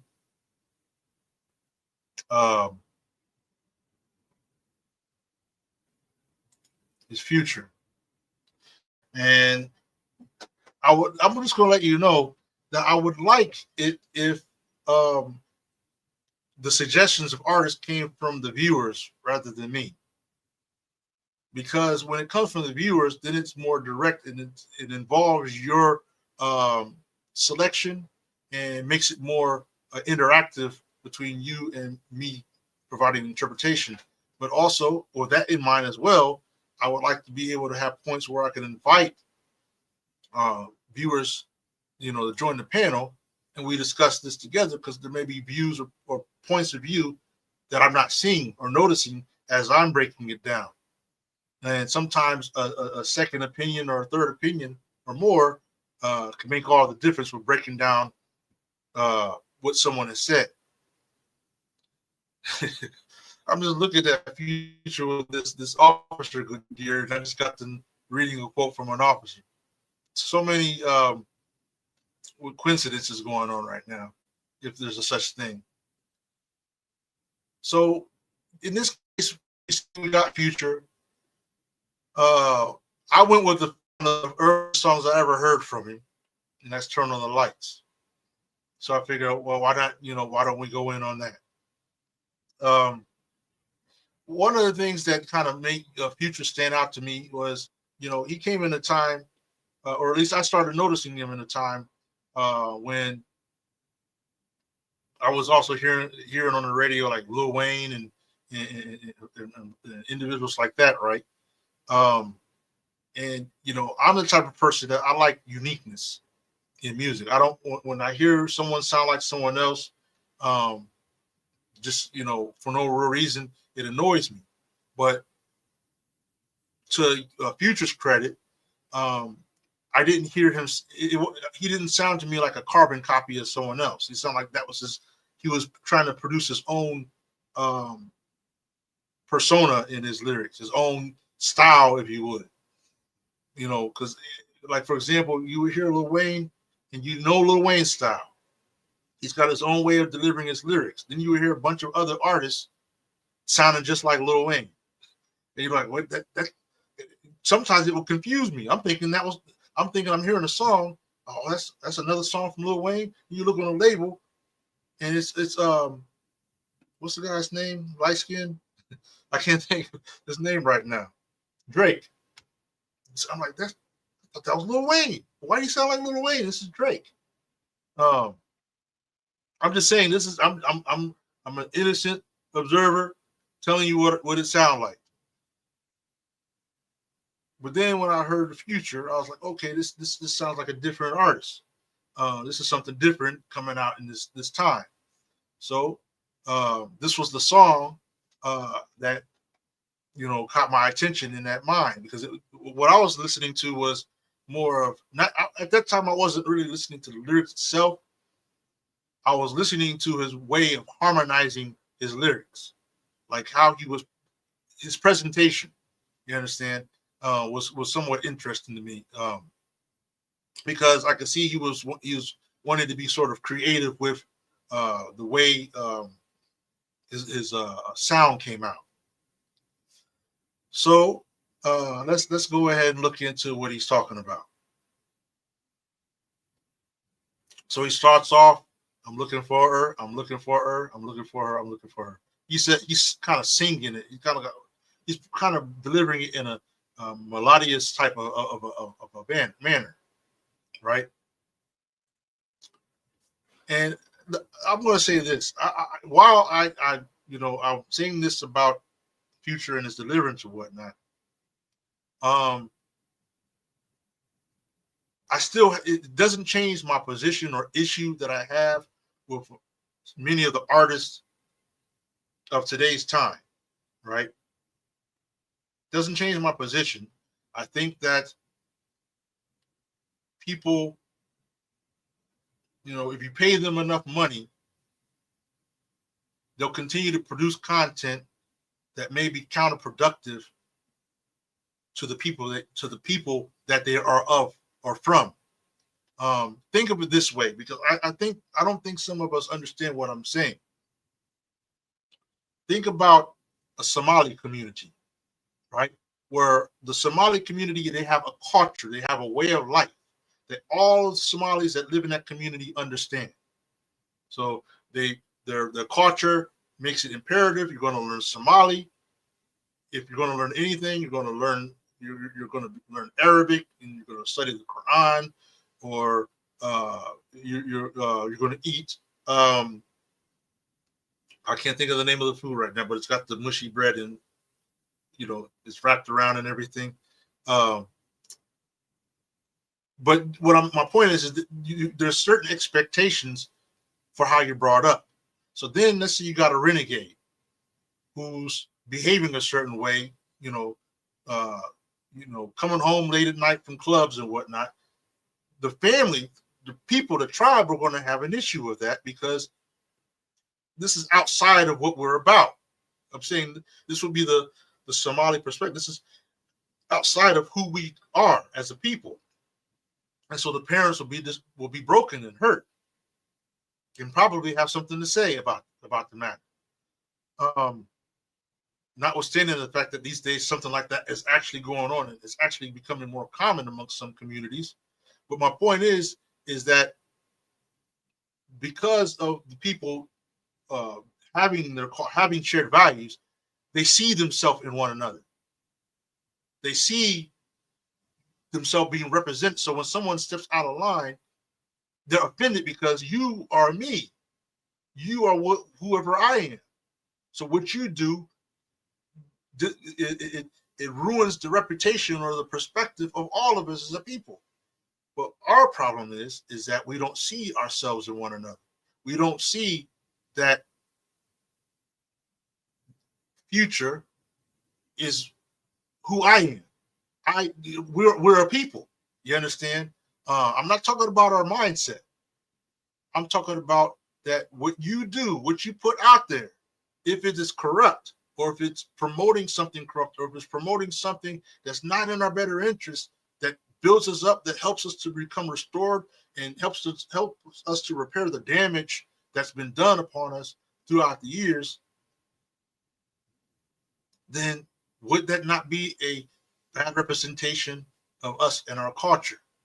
The medium that's representing our culture is the hip hop culture. That's the vehicle being used. And if we identify the hip hop culture as being an instrument that originates from us and should belong to us and should be administered by us, then we should also be concerned when things come using this vehicle that take us away from the very values and things we were supposed to be standing up for, if that's the case. But let's look and see if that's the case or not. Deep flows or show, and you hear and you can draw your conclusion as to what you think about what Future is saying. Verse 1, is that her in the VIP line? So obviously he's already starting off with an interest in a woman that desires money, desires a quality life, if you would. And how do I know this? Because the verses that come next.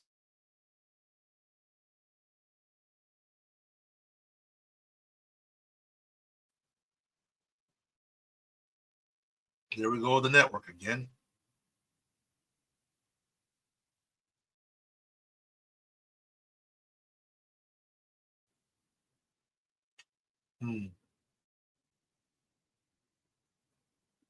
Hopefully you guys can hear me pretty good because it looks like the network is acting bummy today. So is that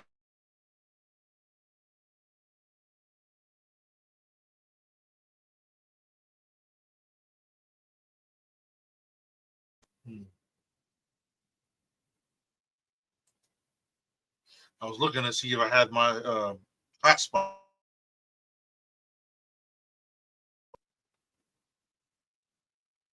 But even all of my internet sources, they're all acting the same way right now. Going in and out. And I don't have any issues with the bandwidth or anything. It's just the network itself.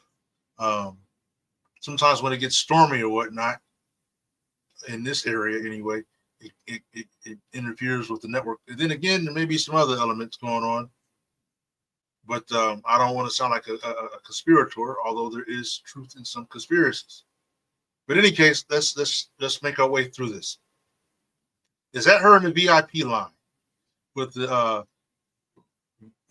Vuitton and Yves Saint Laurent? I'm assuming that's a style or a clothing designer or some type of designer, the way he's presenting it, because he's pointing her out. He's calling her, he's noticing her, and then he's noticing how he's not only is he noticing her, but he's noticing where she's at, and that's saying something about her interests, what her desires are.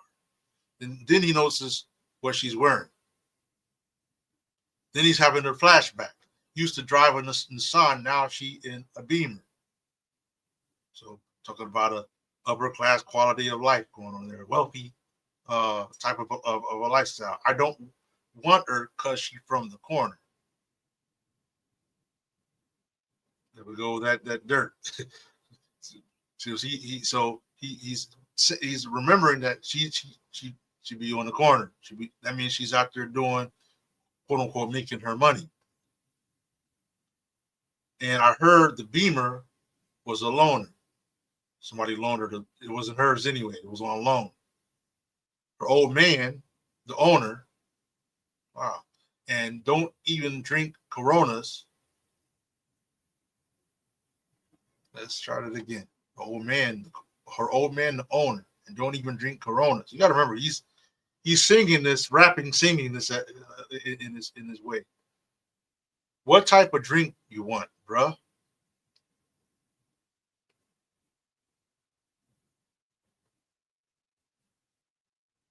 So he put over here, he's putting some description on her. Then he's exposing how she got to where she's got. Because he said, I don't want her because she's from the corner. It's almost like that line, she for the streets. And I heard that the Beamer was a loaner. It came from her old man. I don't even drink Coronas, and don't even drink Coronas. What type of drink you want, bro? So he's saying she don't even drink, but she's over there in line on champagne forever.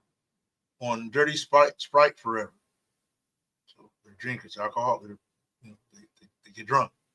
You can come sip with me if you'd like to change the weather. If you want to live better, we can buy a crib wherever. Don't get too thirsty. Get used to the cheddar.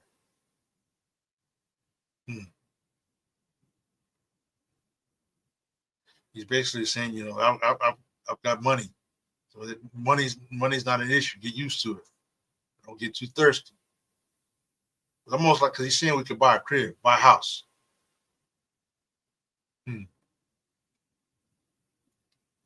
I want to tell the world about you, just so they can get jealous. That's another thing that is like a behavior of arrogance. When people, and really is a misuse of the system. Because people want to talk about objectifying, but isn't that objectifying? What am I talking about? It says, I want to tell the world about it. Well, the thing is, when you meet someone, if you have an interest in bringing them into your life, you understand? I mean, bragging about her would put more exposure on that person and more involvement from the external elements into your own circle, your own efforts to build your own family or your own structure. And so you would want to protect each other's image. You would want to protect each other's values and not boast, brag, or flaunt. Because think of it this way. What you see in a person, what you see in your spouse or a prospective spouse, another person can see the same. And when you put that on a pedestal, you understand, that's exactly what you would expect to happen. It's the next line, just so they can get jealous. But the thing is that there's always someone more clever that jealousy might convert to a reality. And then just what you were trying to build up gets broken down because you basically put your potential mate, quote unquote mate, your potential spouse on a pedestal, which is the very thing that the people of the world thrive off of. The sexualization, exploitation of the female, the objectification of the female. Look at what I have. Look at this trophy wife that I have. Look at how pretty. Look at her leg. Look at her breast. Look at her behind. Look at all this boasting and boasting and boasting. And then the so-called jealous one, he sees that, but he's not cowardly in the sense that, I see that, but I can get that if I wanted to. And it becomes a competition. It becomes family breaking. See, when you have the interest of building something that lasts, you would try to put into place the ingredients that make it last. And exploiting your woman isn't one of those things. It's quite the opposite. That's why we're taught, concepts of modesty. We're taught concepts of, in terms of righteousness, how to value our wives, as an individual, as a person, how to protect her modesty as well, how she can protect your modesty as well. And there are things in the nature of the relationship between a husband and wife that are not shared with everybody in the world. She attracted you. That should be sufficient. Let you be amazed and even jealous, so to speak, that you have a woman who is as attractive as you found her. Let you be amazed for that. And let you build a family if she has the qualities that inspired you, which you didn't say in these lyrics. You actually said quite the opposite. describing her, because you saw that she's in line with an interest of money, interest of the high life, but she didn't get the things she got in a sound way or in a virtuous way, but rather in a dirty way. So, and this is the one you want to invite into your inner circle, your crib that you want to buy. But we did then at the same time distance ourselves from the idea of what brings it all together. This is for show, because you just want to make prospective competitors jealous of this objectified woman that you have. Look at this object that I have. See how I'm walking. I've got all this bling. I've got all this cash and cheddar, as you put. Look at what it got me. This objectified woman. Look at what it got me. Look at what this cheddar was able to collect. Not, I mean, it's like this. Here's my car. Here's my cheddar got that. Here's the house. My cheddar got that. And here's the woman. My cheddar got that. Object, object, object. Not object, object, spouse, or object, object, human being. It's a difference in when we use these choices of words. So he says, I want to tell the world about you. So I mean, I get that we if we have someone we love. So don't get me wrong. I want to put something. We find someone we really have feelings for. Although I don't get that in here. I just see that he this is someone he likes. I want to tell the world about. He feels proud about this, having this woman. So that's the other way I can see this. If I want to try to find something sparkly in the word, something, of value. He really, really likes her so much that he wants to, put her on display. It's that part that's the issue. That you like her so, but if you really love her so much, that's the last thing you want to do is display her like she's some type of mannequin in a shopping center. And if you see her, I do tell her, I wish that I've met her. So apparently, and this goes with the theme of the hook on his song. The hook on his song is turn on the lights. I'm looking for her too. I heard she keeps her promises and never turn on you.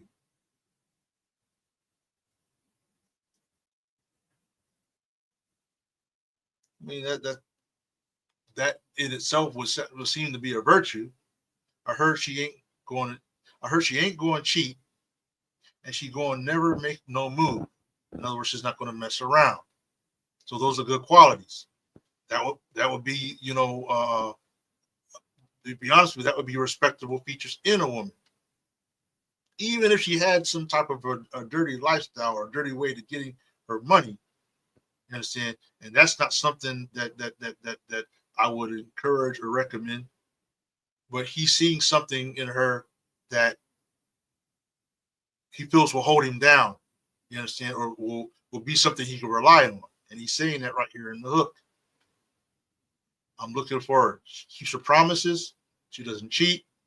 She's not going to make any moves on you. She's not going to try to, pull some moves on you. I heard she'd be there anytime. She's dependable. Anytime you need her, she come through. Turn on the lights. That's a interesting part to say in this whole hook is to turn on the light. I mean, right now he's in the dark. He can't find her. I can't see my way around. So turn on the lights, because all of these qualities that he's admiring, he wants to see that. He wants to find the person that embodied those features. And that's weird because we went through a very rough hook. There's a lot going on here that is telling of something else, but then the hook is telling of this. So he's looking for her, he says again and again. So, by the way, I I appreciate all you coming in. And we're going to do the same thing we just did. We're going to ask one of the villagers to interpret the lyrics, but I want that the viewers pick the villagers. So what we're going to do is I'm going to, play a song. When we come back, I want us to choose a villager. The song I'm going to play is from my latest album, The Light Dome Effect. So check it out. And let me do that.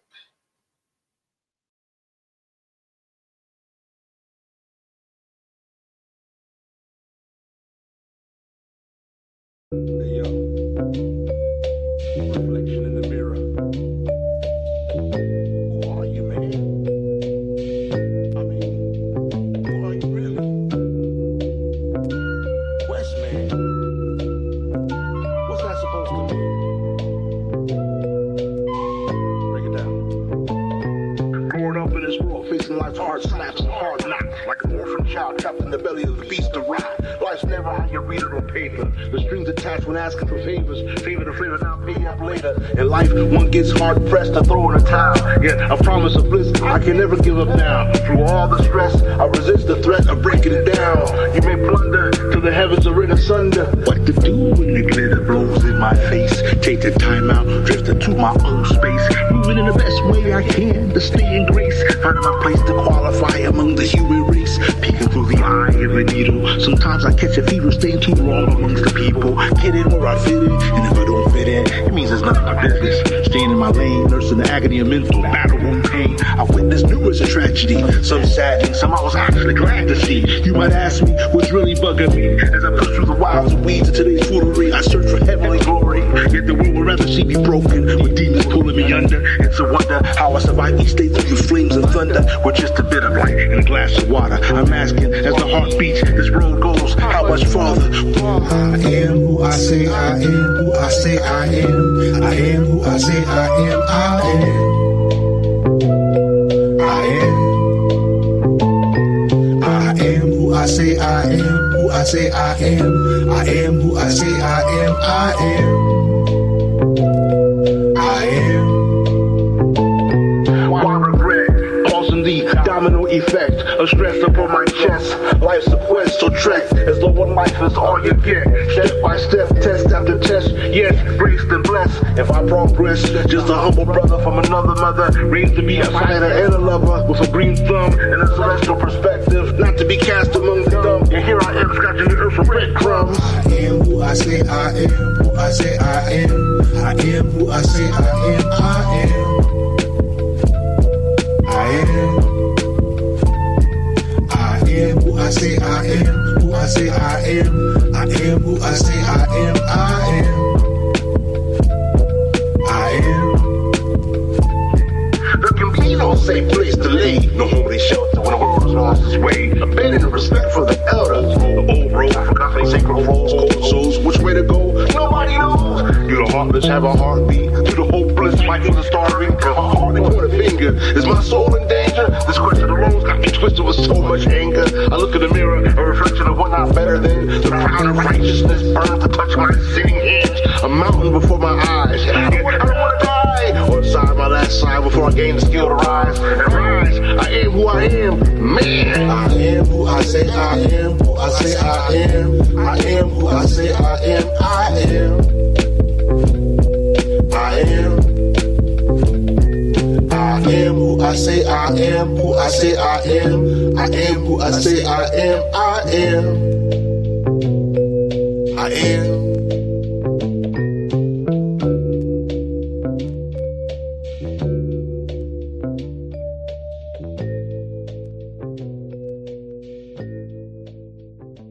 Hey, yo.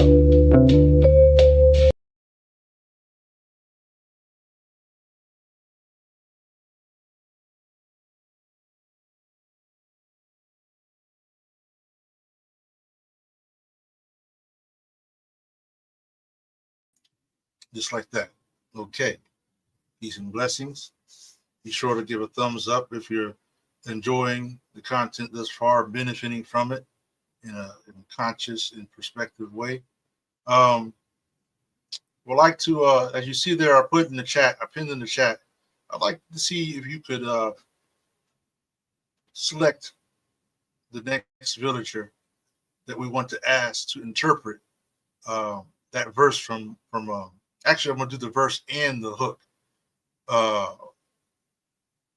from Future. And let's see what the villager had. Any of the villagers we could pick. And 25 seconds is what we're giving. 25 seconds. Any villager, each one has their own way of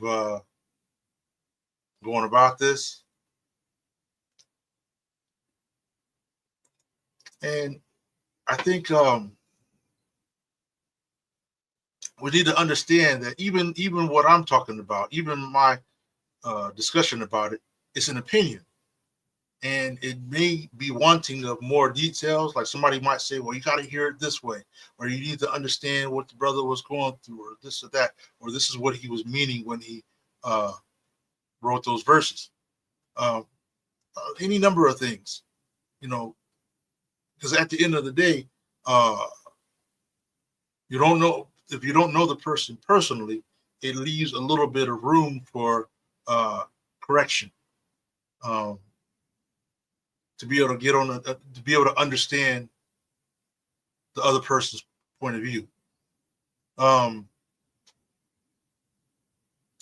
what I can say though is, there's something about energy. You understand? There's something about a certain kind of energy that if the energy flows a certain way, you understand, then that tends to be what you put, how you describe it, how you interpret it. So then you got to follow that up with other content that is produced by any individual, be they artist or otherwise. If you find them consistent in their message, consistent in what they're saying, then you can say, okay, well, this is how this person is, because he's always presenting this type of content or this type of information in ways like this. Or wait a minute, how are you talking sweet here, but over here you're saying the very things that destroy what's sweet, or you're saying that this is righteous here, but then you're saying in this next song, you're saying the very things that contradict what you describe as righteousness. These are the kind of conflicts we have in many people, not just artists, but politicians, you name it. One word, one voice over here, and another message over here. So let's say 5, 4, 3, 2, 1. I'm going to pick for us, but I'm hoping that as we kind of get used to doing something like this, that we will be more participating. I was going to choose, if I have to choose, since I have to choose, because no one else is choosing. Where's the shopkeeper at? Herbalist. Did I pass the shopkeeper? Oh, right here. How about the shopkeeper? We're going to go with the shopkeeper.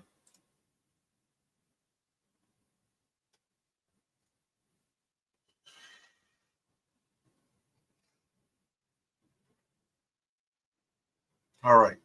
So just like we did with Lauryn, with Fuji's, we're going to go ahead, snatch this verse up right here. He kind of has a way of communicating his language. We're going to paste that in here. And don't worry, I'm going to put a little intro, just like I did with the officer. The officer.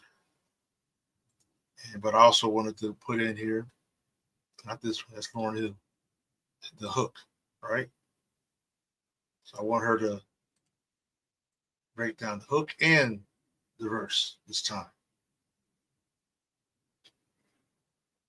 So did I do it? Nope, I didn't. There we go. Before I press enter, let's go back up here. Do some salutations or whatnot. And it's also instructions, so you know what I'm trying to ask for.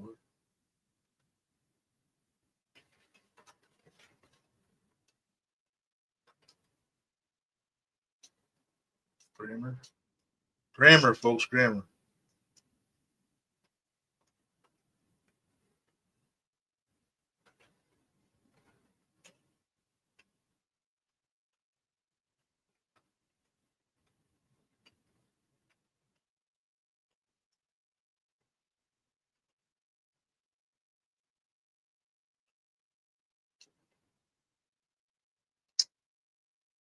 Yes.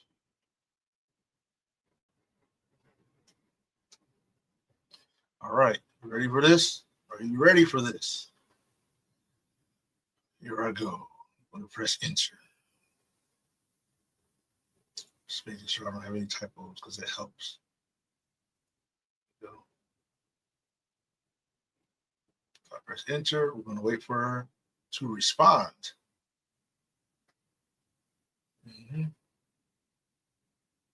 Now, while she's responding,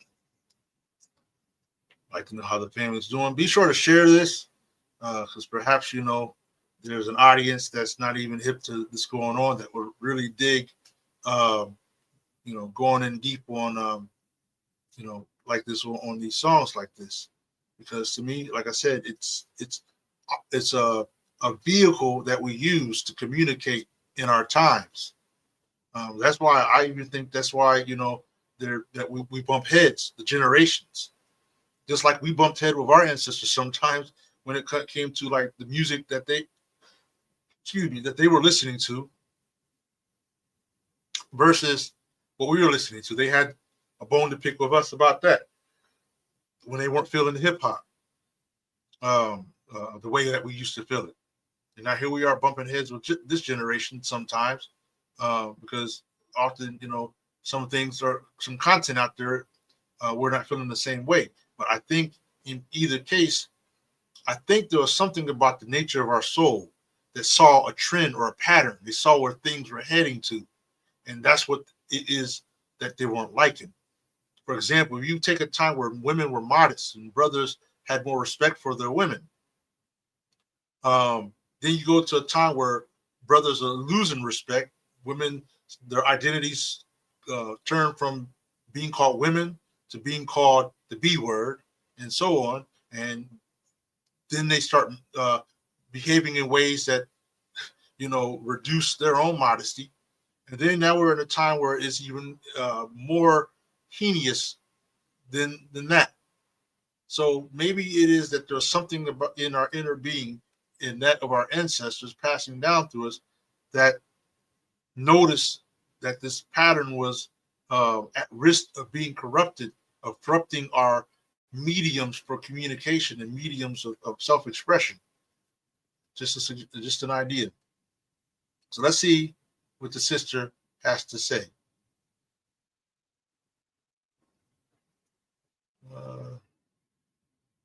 So I'm asking her to what's her interpretation on the song. And Mama Layla, the shopkeeper, says the following.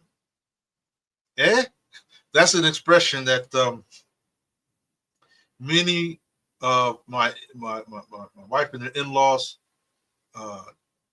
people of Sierra Leone, when they're surprised, and not just in Sierra Leone, I've heard this expression in other communities of the motherland, right? Where when they're surprised about something, they something is like an oddity or caught them off guard. They're like, that's the way they do it. So that's kind of something in Mama Layla's features. So, my dear sister Zuri, have you stirred my curiosity this fine day? These lyrics of the artist. Oh, I gotta tell you, when we're talking to the shopkeeper, she's often in the shop with her sister. So they like to sit in the shop and gossip about this and things. So you got to kind of imagine her knowing that. Imagine her, me asking her this question, and then she's looking over at her sister like, "What? Yeah." You have stirred my curiosity this fine day. These lyrics of the artist called Future are quite poetic, though they weave the modern realities with some flair of both longing and material ambition. Material ambition. Let me share my thoughts with you as I read them, and perhaps together we can uncover deeper meaning. The lyrics seem to tell the tale of a man whose heart and eyes are set on finding a woman of high values. We saw that at the beginning of his verse.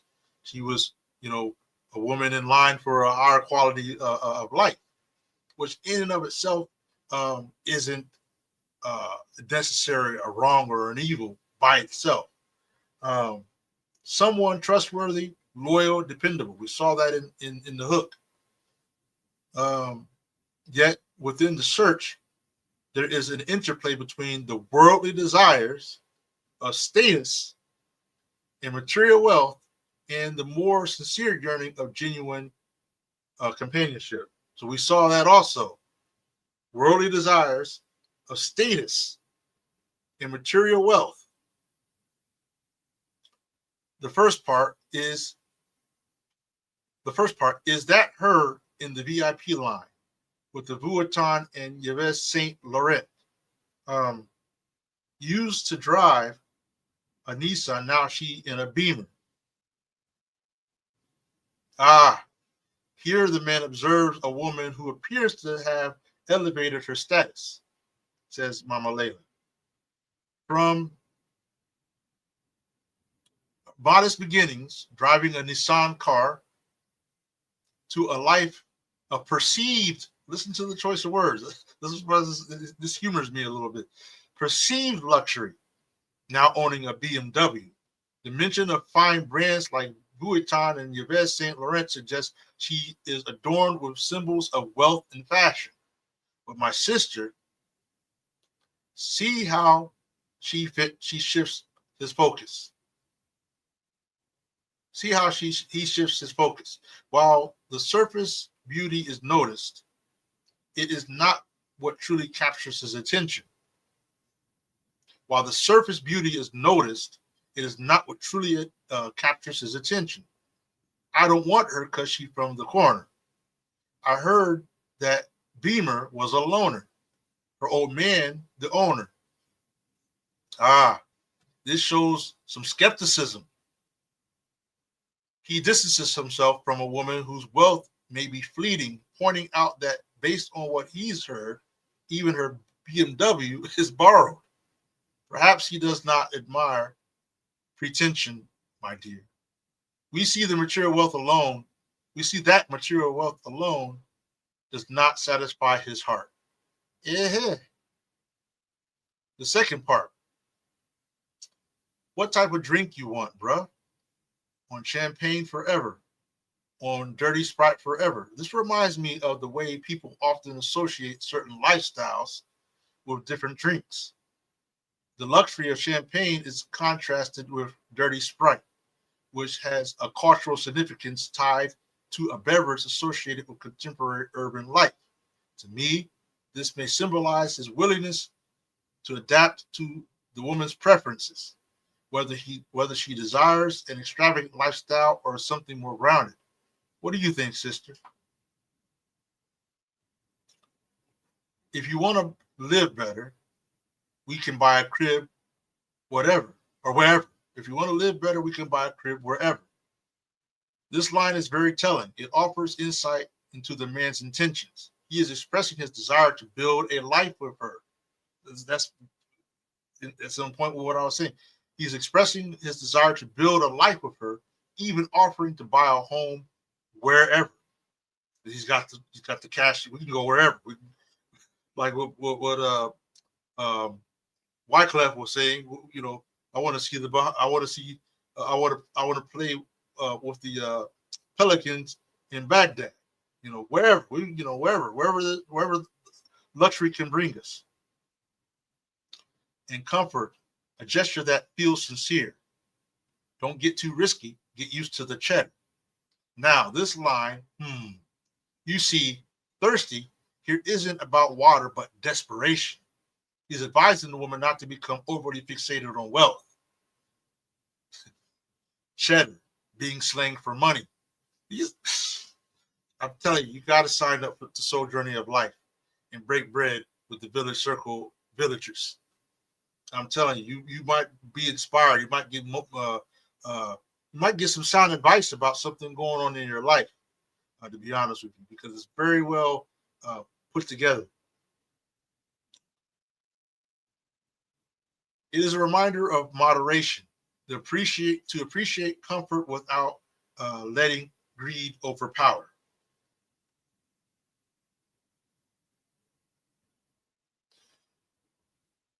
Let me take this penny off here. So, without letting greed overpower judgment. The chorus truly reveals the deepest of his longing. Here it reads almost like a prayer of the heart. Almost like a prayer of the heart. Listen to that. I heard she keeps her promises and never turn on you. Notice he keeps saying, I heard. This is a rumor. This is hearsay. She keeps her promises and never turns on you. I heard she ain't going to cheat. She going to never make no move. I heard she be there anytime you need her. She come through. Okay, sounds like a staunch, woman that's about it. That's for the home team. Oh, sister, this is no longer about the external wealth or the VIP. Even this villager is agreeing, because I was saying it's like a contrast between all that he was saying in the verse, and then this hook is a whole different something. It's like right hand, it's like left hand to right hand type thing. This is no longer about the external wealth or the VIP lifestyle. He didn't push that off to the side. It's about the essence of the person. He dreams of a woman who is steadfast and loyal. Thus, I heard. He dreams of a woman who is steadfast and loyal, one who embodies trust and peace of mind in a way no material possession can. Here, his desires become pure, rooted in the kind of companionship that fills his soul. Yep, I can agree with that. Then the key part of the hook, turn on the lights. I'm looking for her. This is a cry of yearning, a search for a bright and honest love amidst the shadows, that darkness I was telling you about, the shadows of the superficial world, the artificial world, the world of perception, of a illusionary perception, what people make things seem to be, and when reality may be something else. He does not want the pretension, or he does not want the pretense or borrowed status. He yearns for something real and unwavering. Final thoughts. Sister, in many ways, this song is like a mix of modern village gossip and timeless longing for connection. It captures the tension between external appearances and the deeper qualities of the heart. The man yearns for a love that is pure and trustworthy, while still being enticed by the trappings of status and success. It is as if he is caught between the pressures of society and the authenticity he truly desires. What do you think, Zuri, her sister? Have I captured the heart of the song, or the elements, or are there elements I have left in the shadows? Let us continue to chat. It warms my heart to ponder things with you. Wow. I don't know what you think about that, family. This is Futures. This was Future. Future song, the one he did called Turn on the Lights. We're talking about Future song. So I'd like to know what you think about Mama Layla, the shopkeeper's interpretation of Future song, or the verse, and also what I had been saying. In fact, is what I was saying any way close to the interpretation given by Mama Layla? I'm curious to know. Or were there things where we matched and other things we were off? Or what say you? Um, let me know in the comments if you have to watch it a few times or whatnot to get to hear it through. Let me know. Let me know in the comments. I'm curious to know. So that was we were dealing with Future there. That was a pretty interesting because I'm gonna say it's not my typical kind of music or artists that I listen to. Like I said, most uh, cases, my listening experience had been indirect. I might be at work or someplace and the music is playing in the overhead system. So I don't have any choice but to listen to it while I'm doing my job because that's it is what it is. So it's in these contexts that I had heard about the artist Future.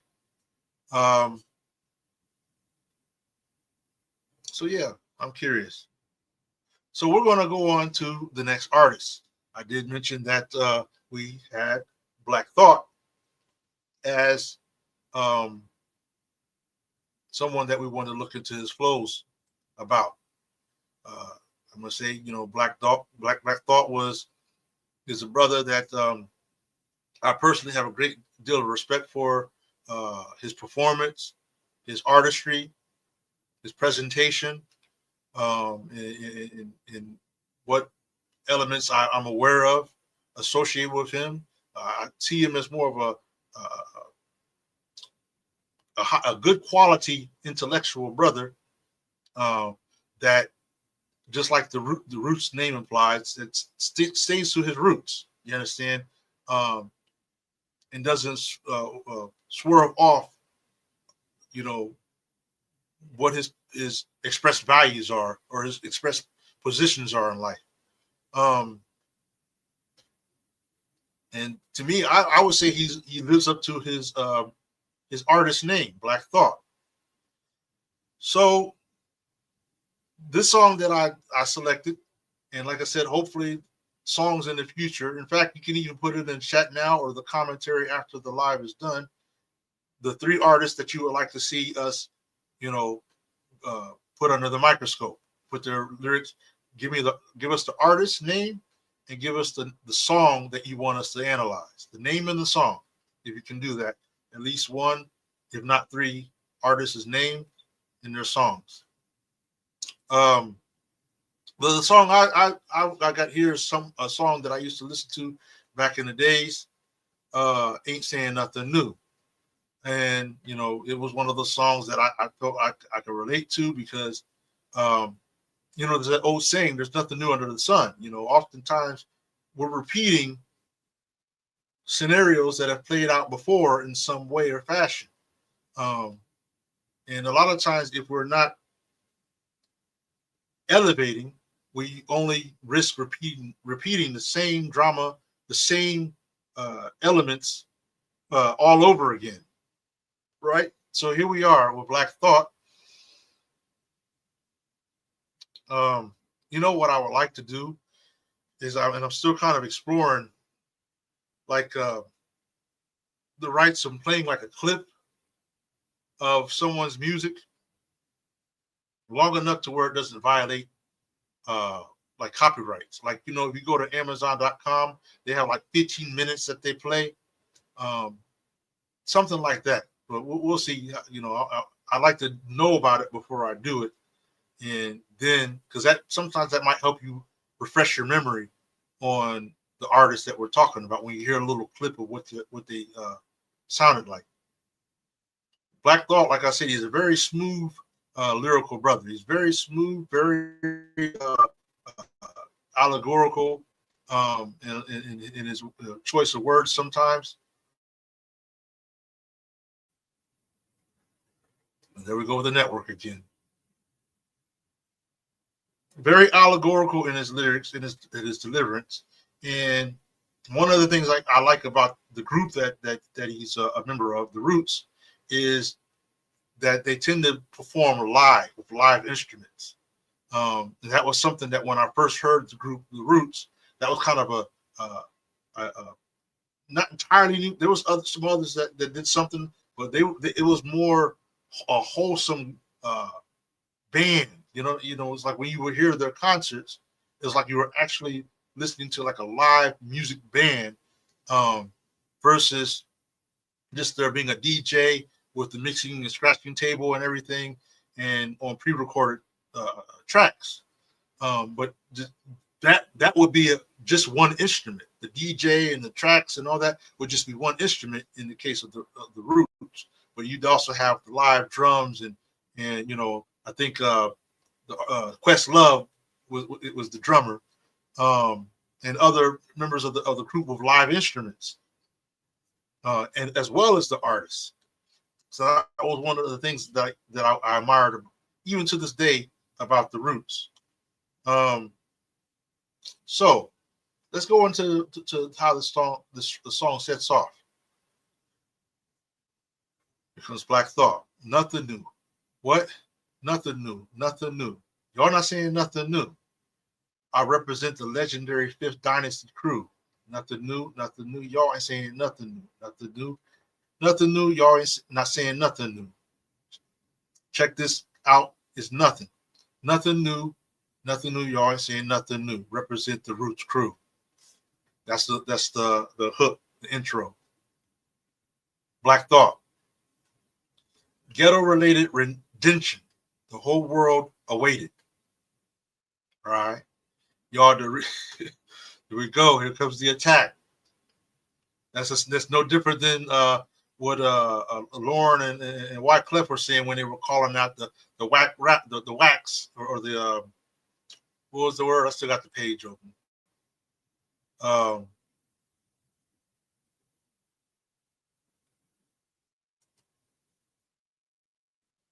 What did she say?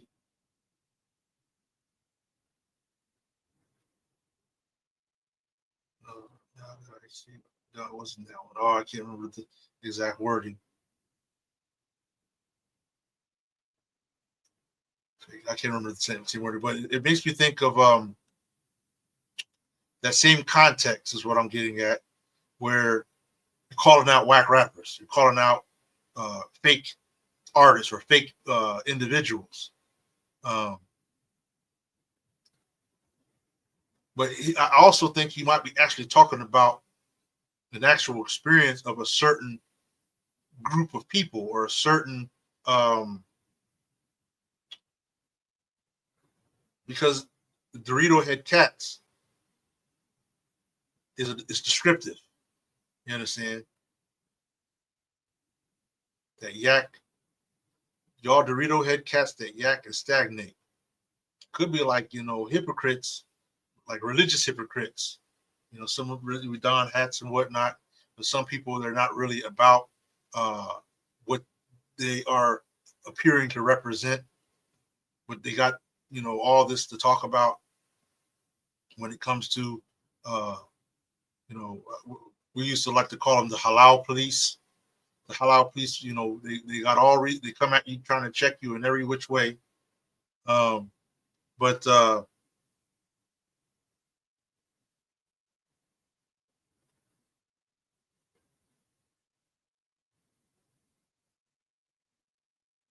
yeah, I recall that. I'm gonna look in it one more time.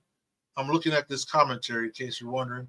And I see some people do that, but I was like, man, what happens is in my song or in my lives, whenever I play any of my music, the video is not going to get a copyright strike, but it'll say copyright because my music is copywritten, right? That's what an artist needs to do. You need to copyright your music. So whenever I play any of my songs in a live, it's going to automatically copyright or post as copyrighted.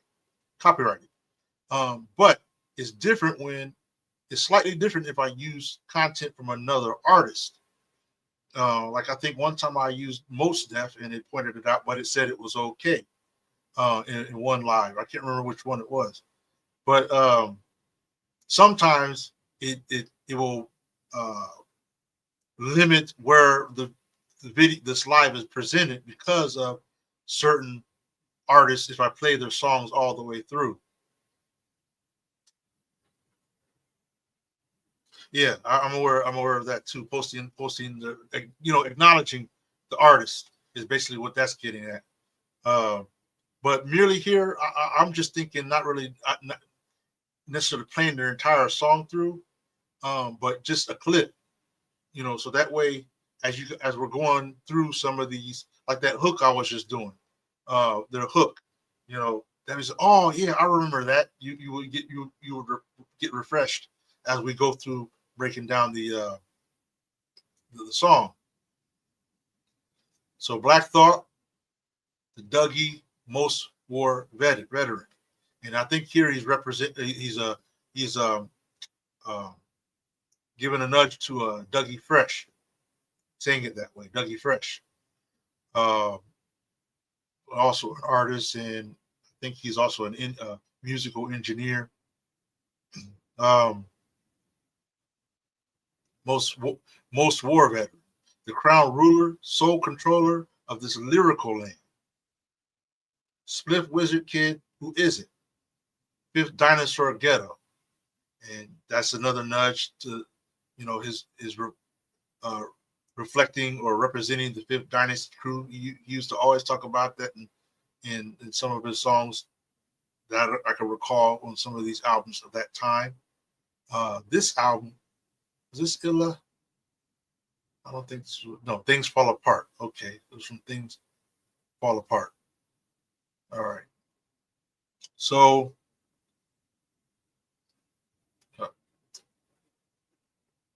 Spliff Wizard Kid, who is it? And he's, like I said, he's very, very swift to the lyrics. He'll shoot them out fast. He'll shoot them out very like someone weaving something together. So you got to really listen to. I mean, he's easy to listen to, but you got to listen to him when you hear Black Thought. Thus, gives more meaning to his name, right? Fifth Dinosaur Ghetto, Beat Detonator, yeah. Make it okay. So that's the master of the music he's calling out. Apex my level, next my complex patterns of speech is like sex. Now he's talking about his own style, his own lyrical. He's endorsing. He's describing his lyrical style. I master the art of making you snap your necks.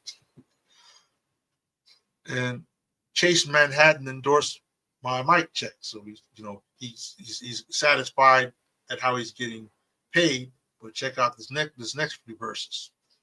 Upset poetic threat just collected my debt. Like in his mind, he feels like he's owed this anyway. He should have already. This is a given. Why? Yo, I'm overpaid in dues, blood, tears, and sweat. So he doesn't feel like the endorsers of the payers are doing him a favor. This is what he's supposed to be getting anyway. This is what's supposed to be coming his way anyway, by default.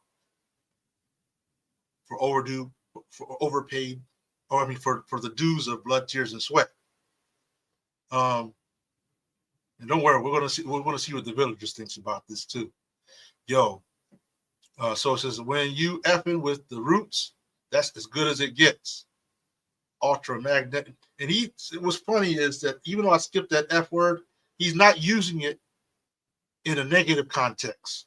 He's using it like if you're hanging with, if you're chilling with, if you're involved with us, if you're having anything to do with us, that's as good as it gets. In other words, hanging with us, you're going to get a good time. Things are going to be good.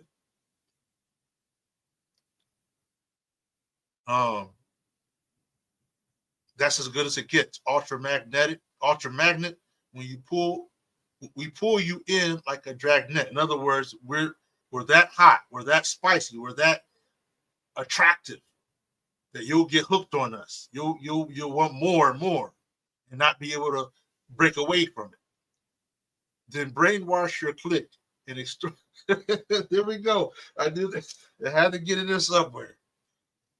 He had to shoot his shot right here. Them, it says, then brainwash your clique and extort your assets. That's taking that's snatching from you. Then Brody all your homies on some old school S.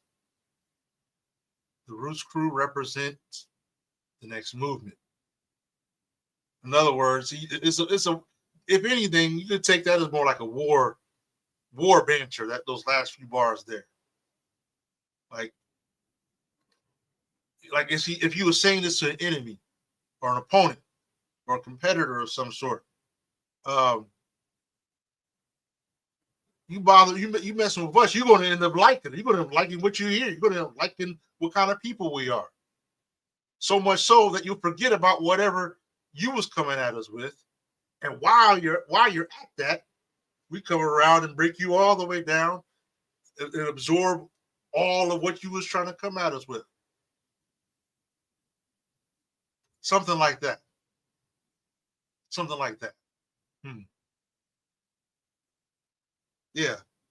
I know what Brody means. That's in fact, I still hear some people use that today in New York. I think I've heard that in New York. I've got some friends that's in their vocabulary. Brody. I'm trying to think, man.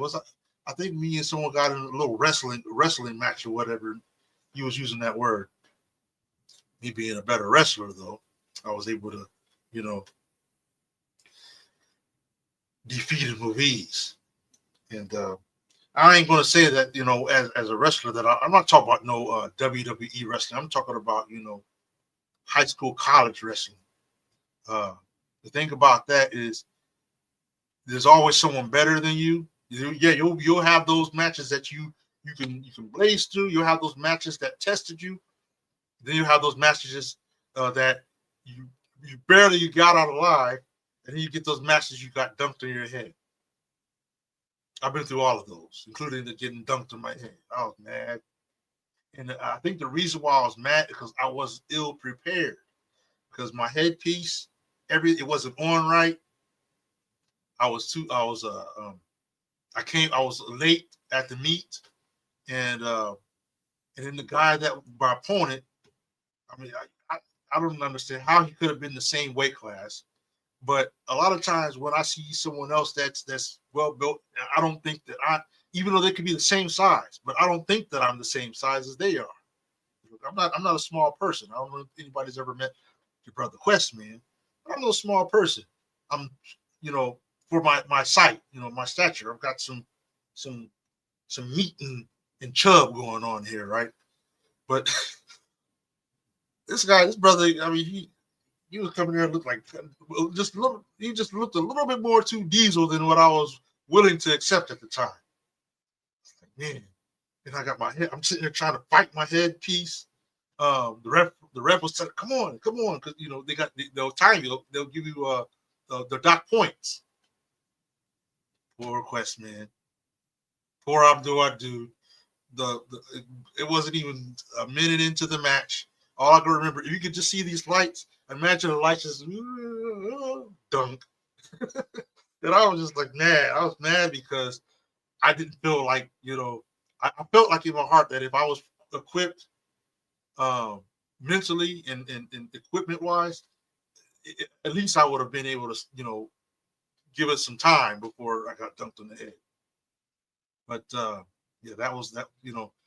Some people like to brag about their winnings and all that. Me, I like to bring out the failures sometimes, because those are what stay with me. Somebody else might say, "Oh, I remember you was good. You did this." No, I don't remember that. I remember getting dunked on my head on the mat, and then pin. Sad tale. Another sad song I sing. Let's go on. And we're going to do the same thing. The next one is actually the verse from Dice Raw. I just wanted to deal with Black Thought for the time. So I need to know something after we come back from this song.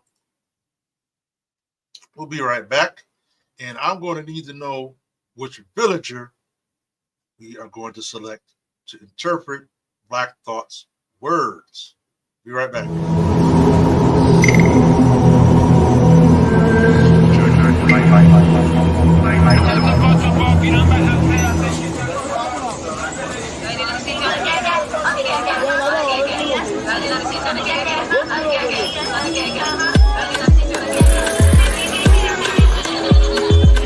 Oh no, he didn't.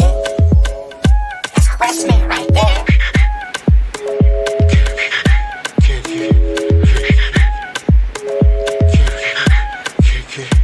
Always staying busy, going to a row. At the marketplace, now tell me, who do you know?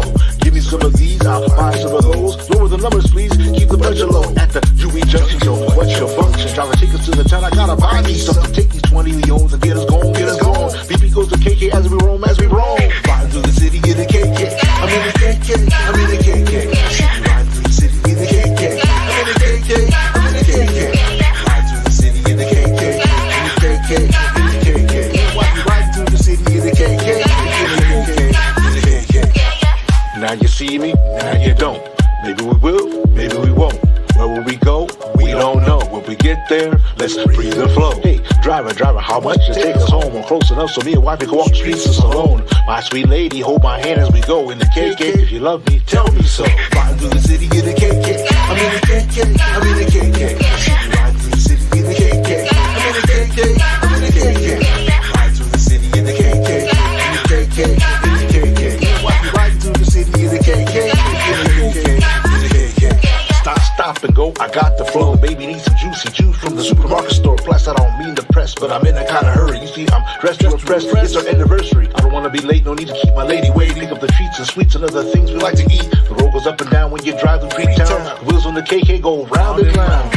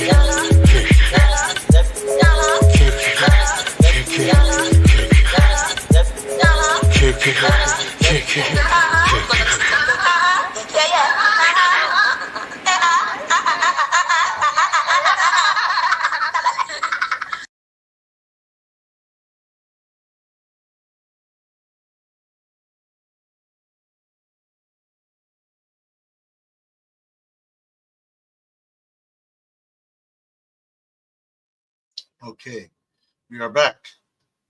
And hopefully we could get someone that's viewing or watching to select our next villager from the village circle to whom we are going to ask to interpret the verse of Black Thought. It could be any villager. And I know you may not know any of these villagers. If you become a member or sign up with Soul Journey of Life, you can be acquainted as a member of the website, conscious social media website, that is. This is our homely, family-based social media platform, which gives you the freedom to express yourself in the conscious way that we do amongst ourselves in the means to share and speak in the way that we recognize from amongst ourselves, so long as that we remain mindful of each other's respect and honor, without having to duck and dodge the methods of some of the mainstream social media platforms. That's the nature of souljourneyoflife.org. Sign up today and enjoy such as the Village Circle. So 25 seconds and counting for someone to choose. It can be a random choice. It doesn't matter. Choose who we are going to ask to interpret Black Thought's lyrics. Who are we going to ask? Who are we going to ask to interpret Black Thought's lyrics? Gotta ask somebody. Who will it be? And right there, I think I was able to fix it so that you can see every single villager that's in the village right now. Every single villager. Who will we choose?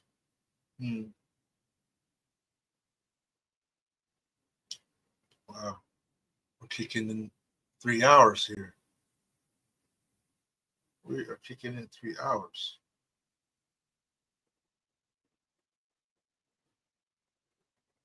Yeah.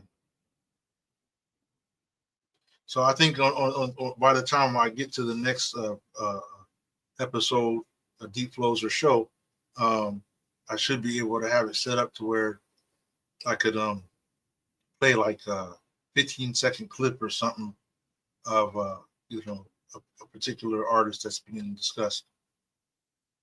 So we'll see what happens in show. All right, 5, 4, 3, 2, 1. So once again, I'm pressed to the occasion. I am going to pick someone different. Who will I pick that's different?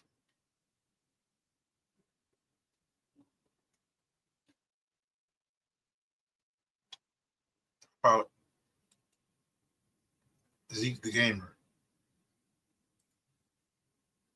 That's different, right? So we're going to choose Zeke the Gamer and ask him the same question. But let me go over here real quick because I want to snatch this little part right here so I don't have to type it all over again. I just got to change one word out of there.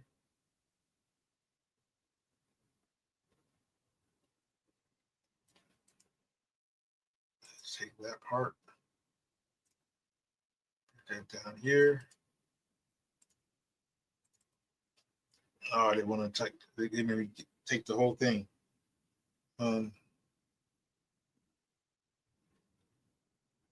So let's cut all this off. I'm being lazy. I could have just typed it out, but oh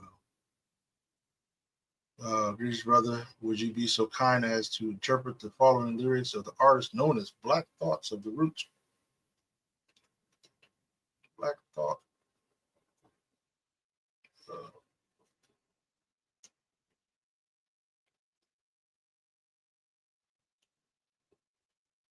And then, of course, I got to get his verse. I'm gonna get his. I'm gonna actually, you know what? I'm gonna get his hook too. We'll start off with the hook as well.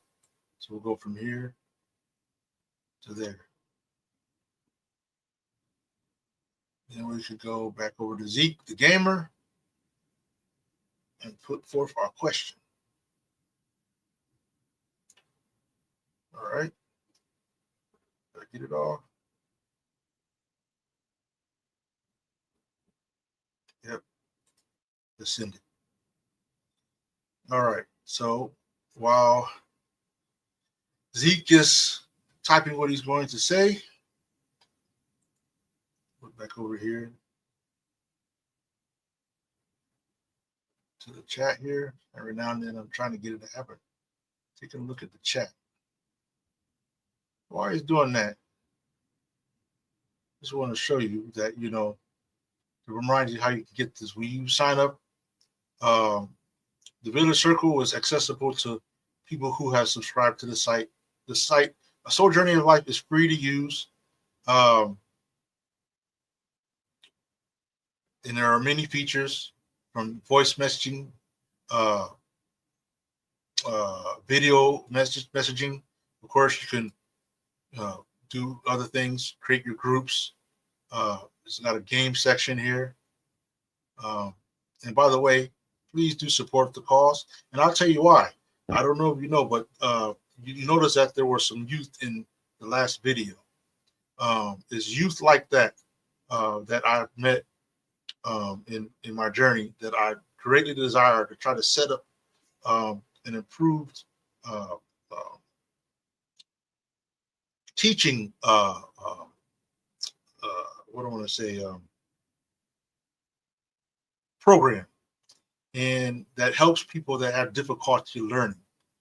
Because oftentimes, the parents, they get frustrated when their children are not learning as effectively as the parent wants, and sometimes that doesn't turn out too well between the child and the parent. And so I'm putting forth a suggestion that I've been doing is that I develop a certain program that might help those type of children, because I understand how that is to have difficulty reading sometimes, or being able to focus.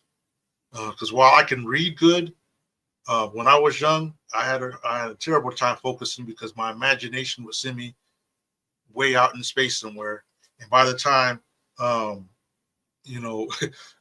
realize it, or by the time they'd snap me out of it, I done forgot what they were talking about.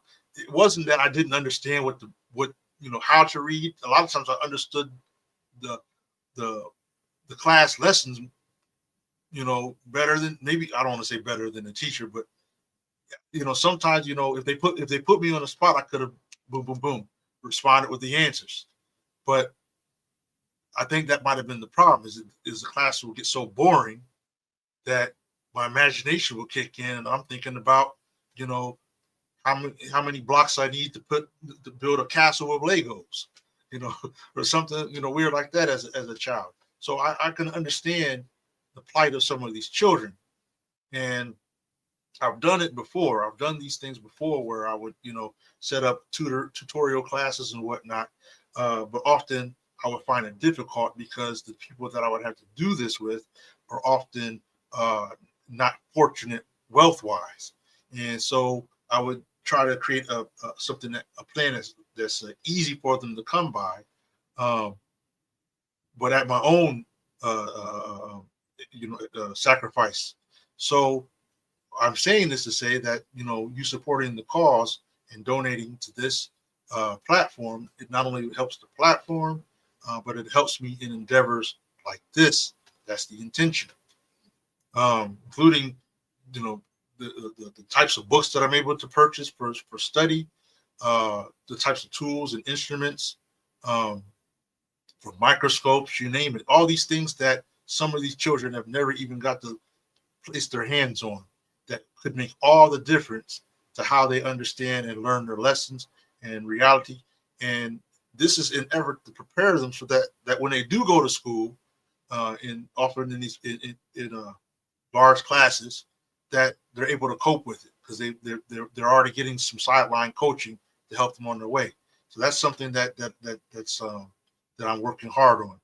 So yeah, definitely show your support. So support the cause, or you can see at the bottom right, my left corner of the screen, the Cash App, $ the Light Dome, and Asante Sana in advance. So yeah, there's other things you could do on the website. A lot of your social media needs can be done on Soul Journey of Life. So come aboard. So let's see what Zeke has to say in interpreting Black Thought's lyrics and his hook.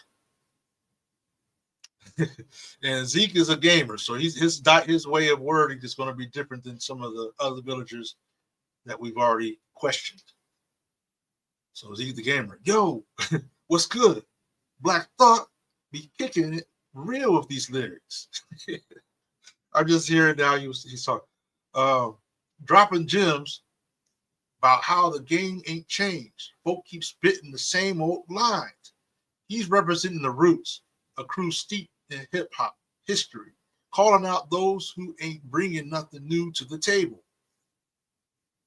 In the verse, Black Thought styles himself as a battle-hardened vet in the rap game, claiming royal status with his master of words. Yeah, he did put himself on.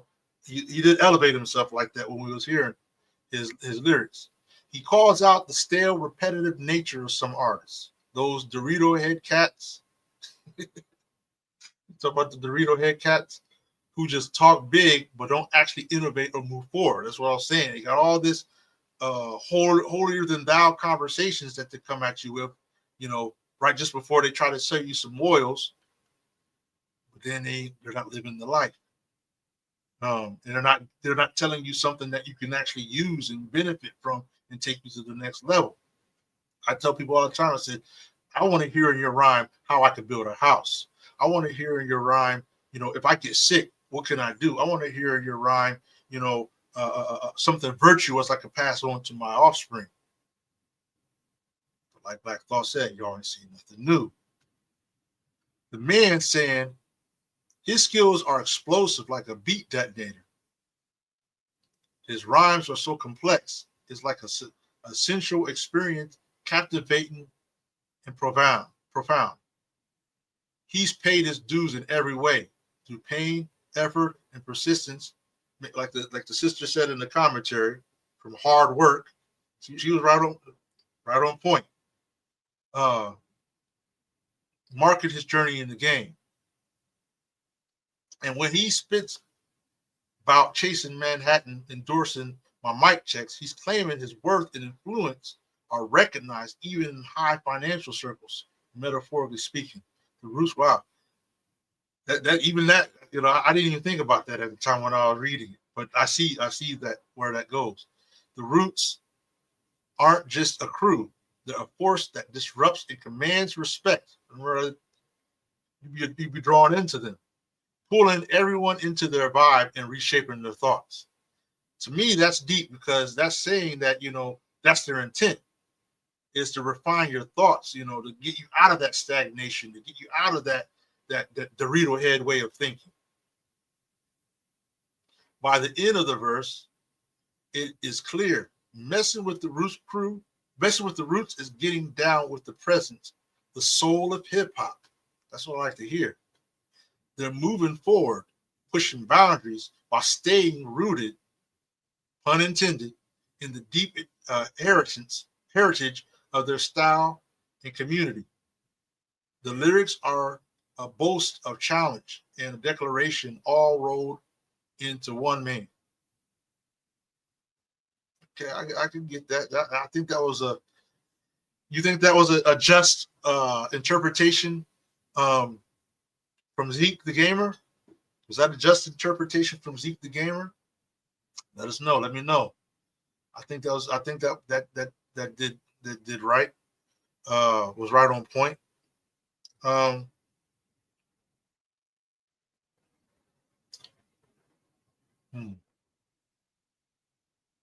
want to see something here. I'm going to say, can you please further elaborate? I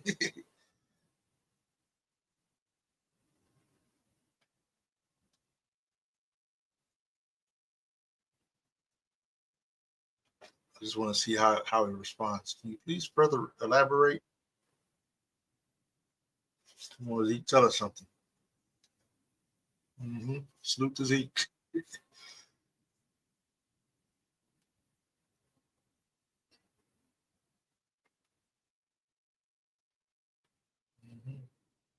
That right here.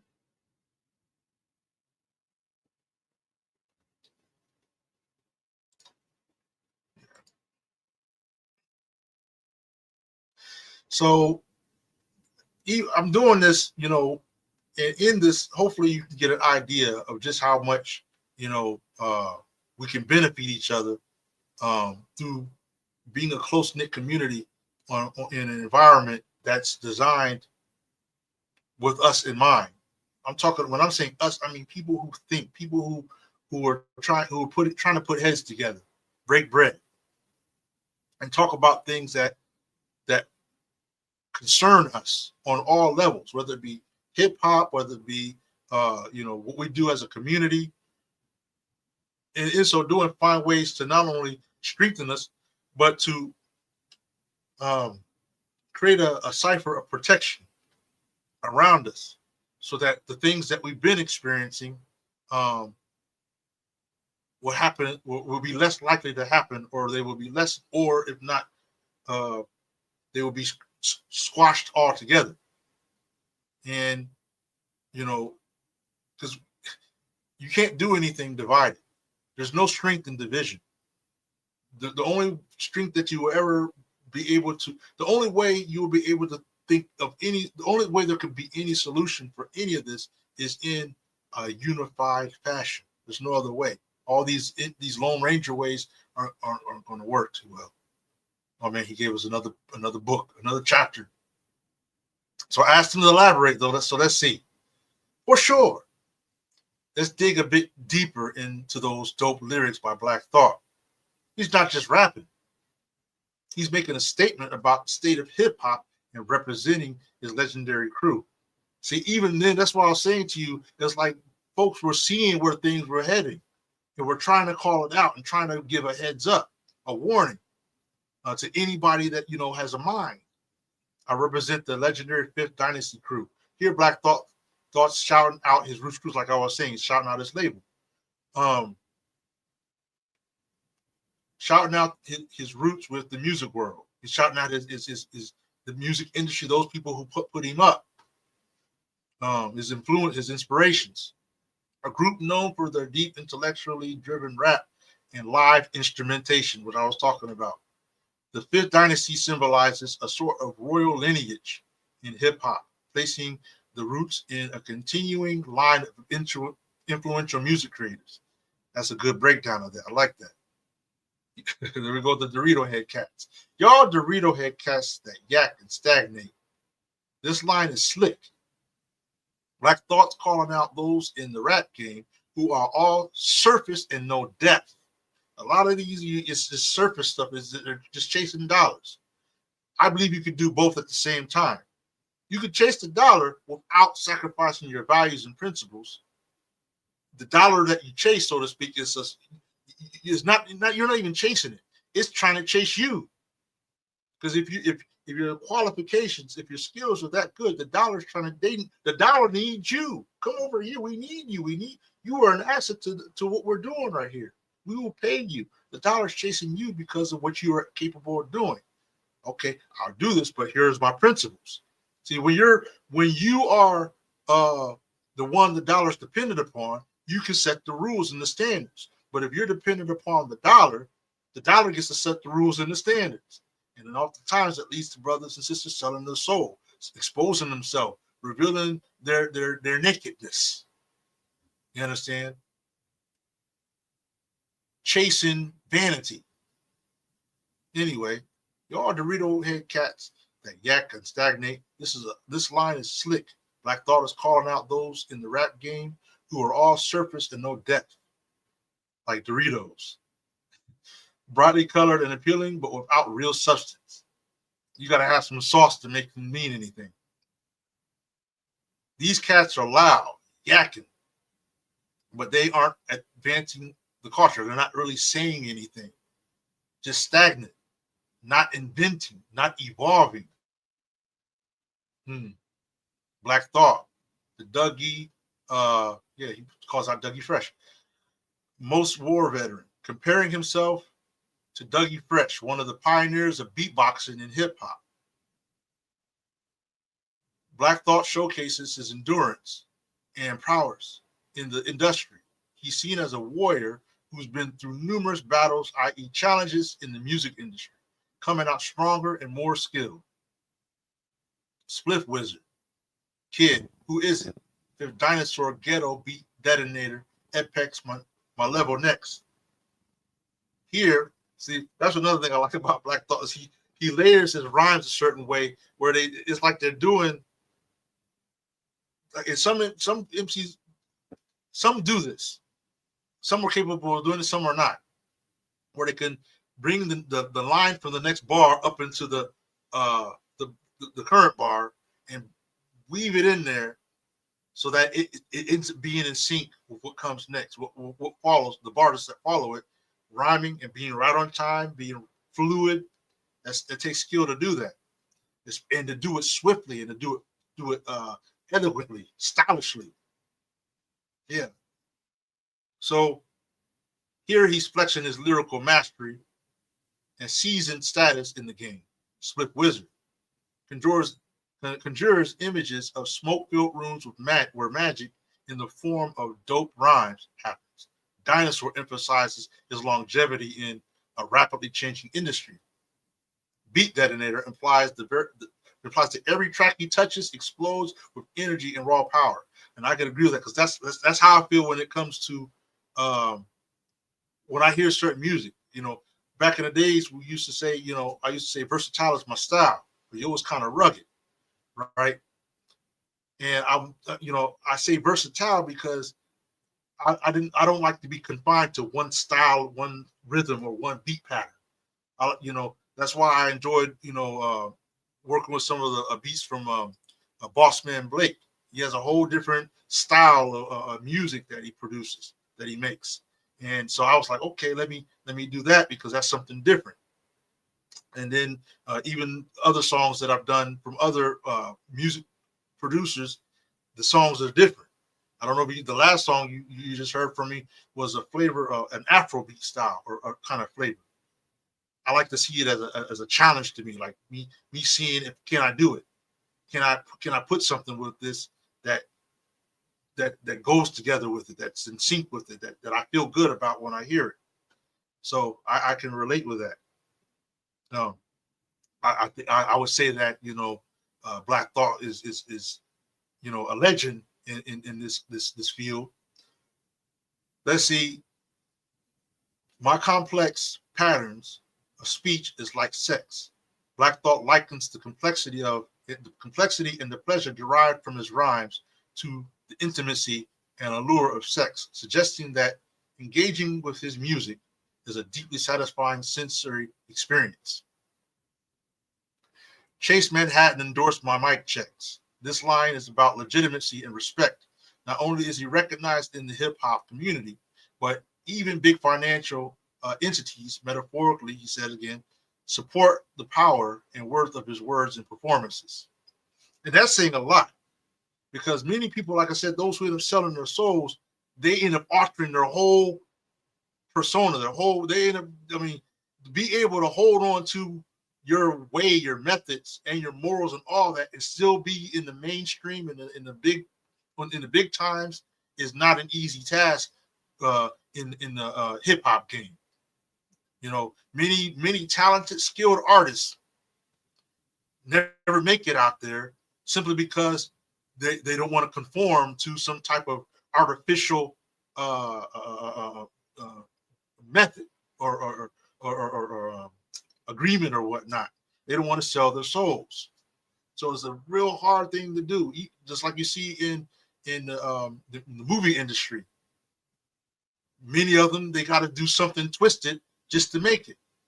And the few that refuse to do twisted, every now and then you get some that make it through the cracks and are able to hold on to the way they are. But it's a hard bargain.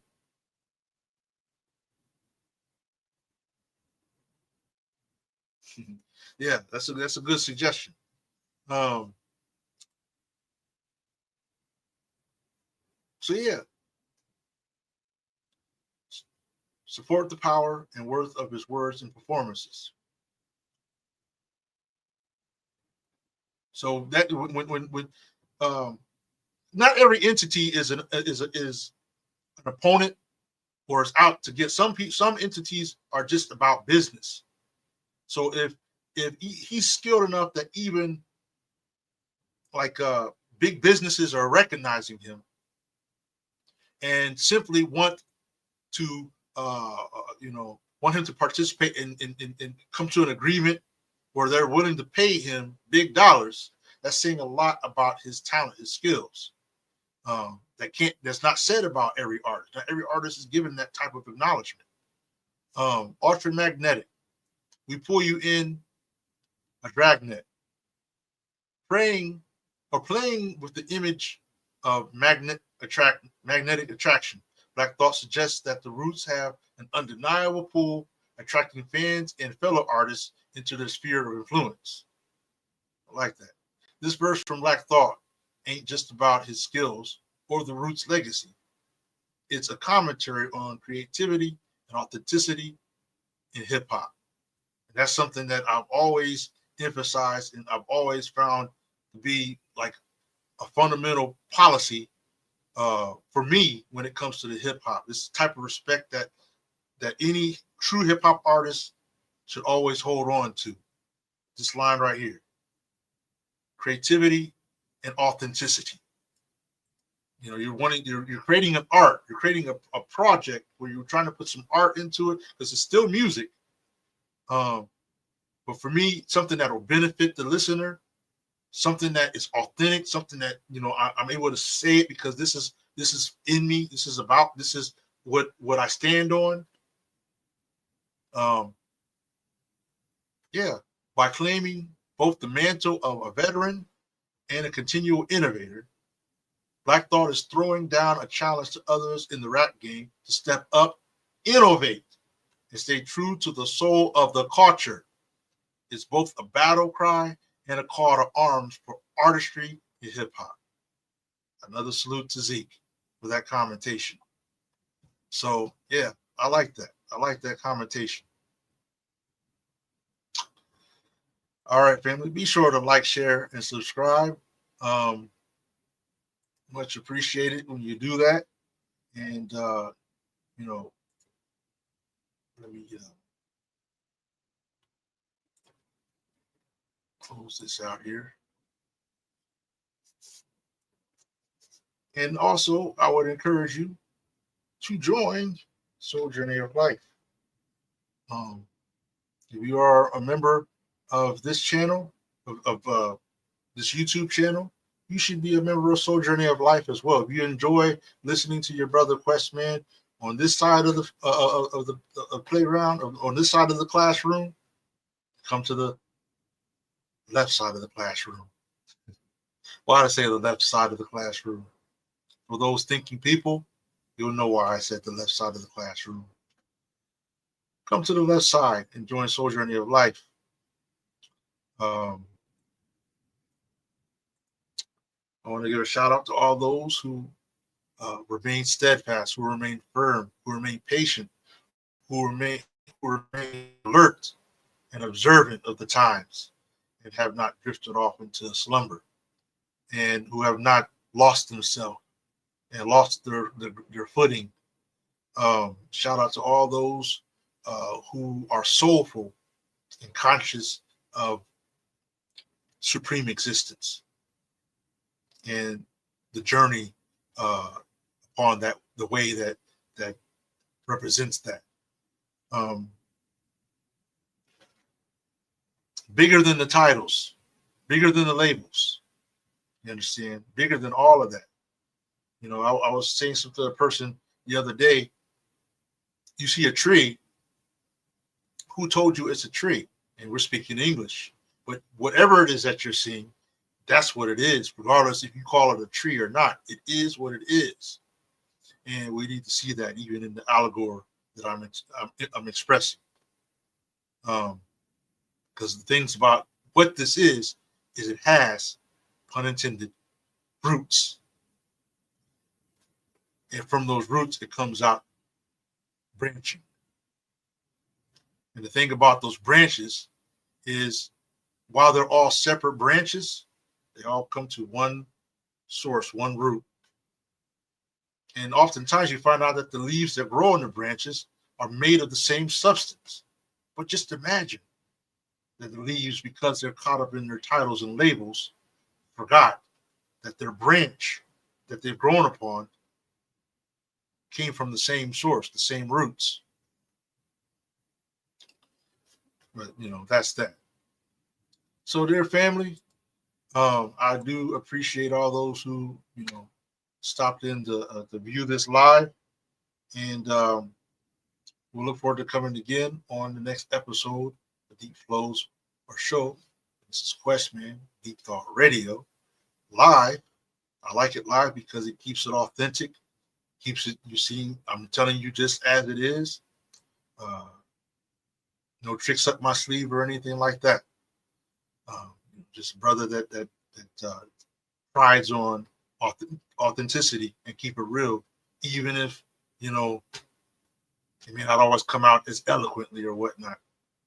But work in progress. I don't tap out to failure unless I'm dunked on my head. Then they tap out. Anyway, that was a joke. So, your brothers and sisters, I want to remind you, like, share, and subscribe. And I bid you, Assalamu alaikum Shalom, Hotep, peace and blessings from your brother, Questman, aka Soul Journey of Life, aka Abdul Dude of Soul Journey of Life. Have a blessed rest of your day. Take care.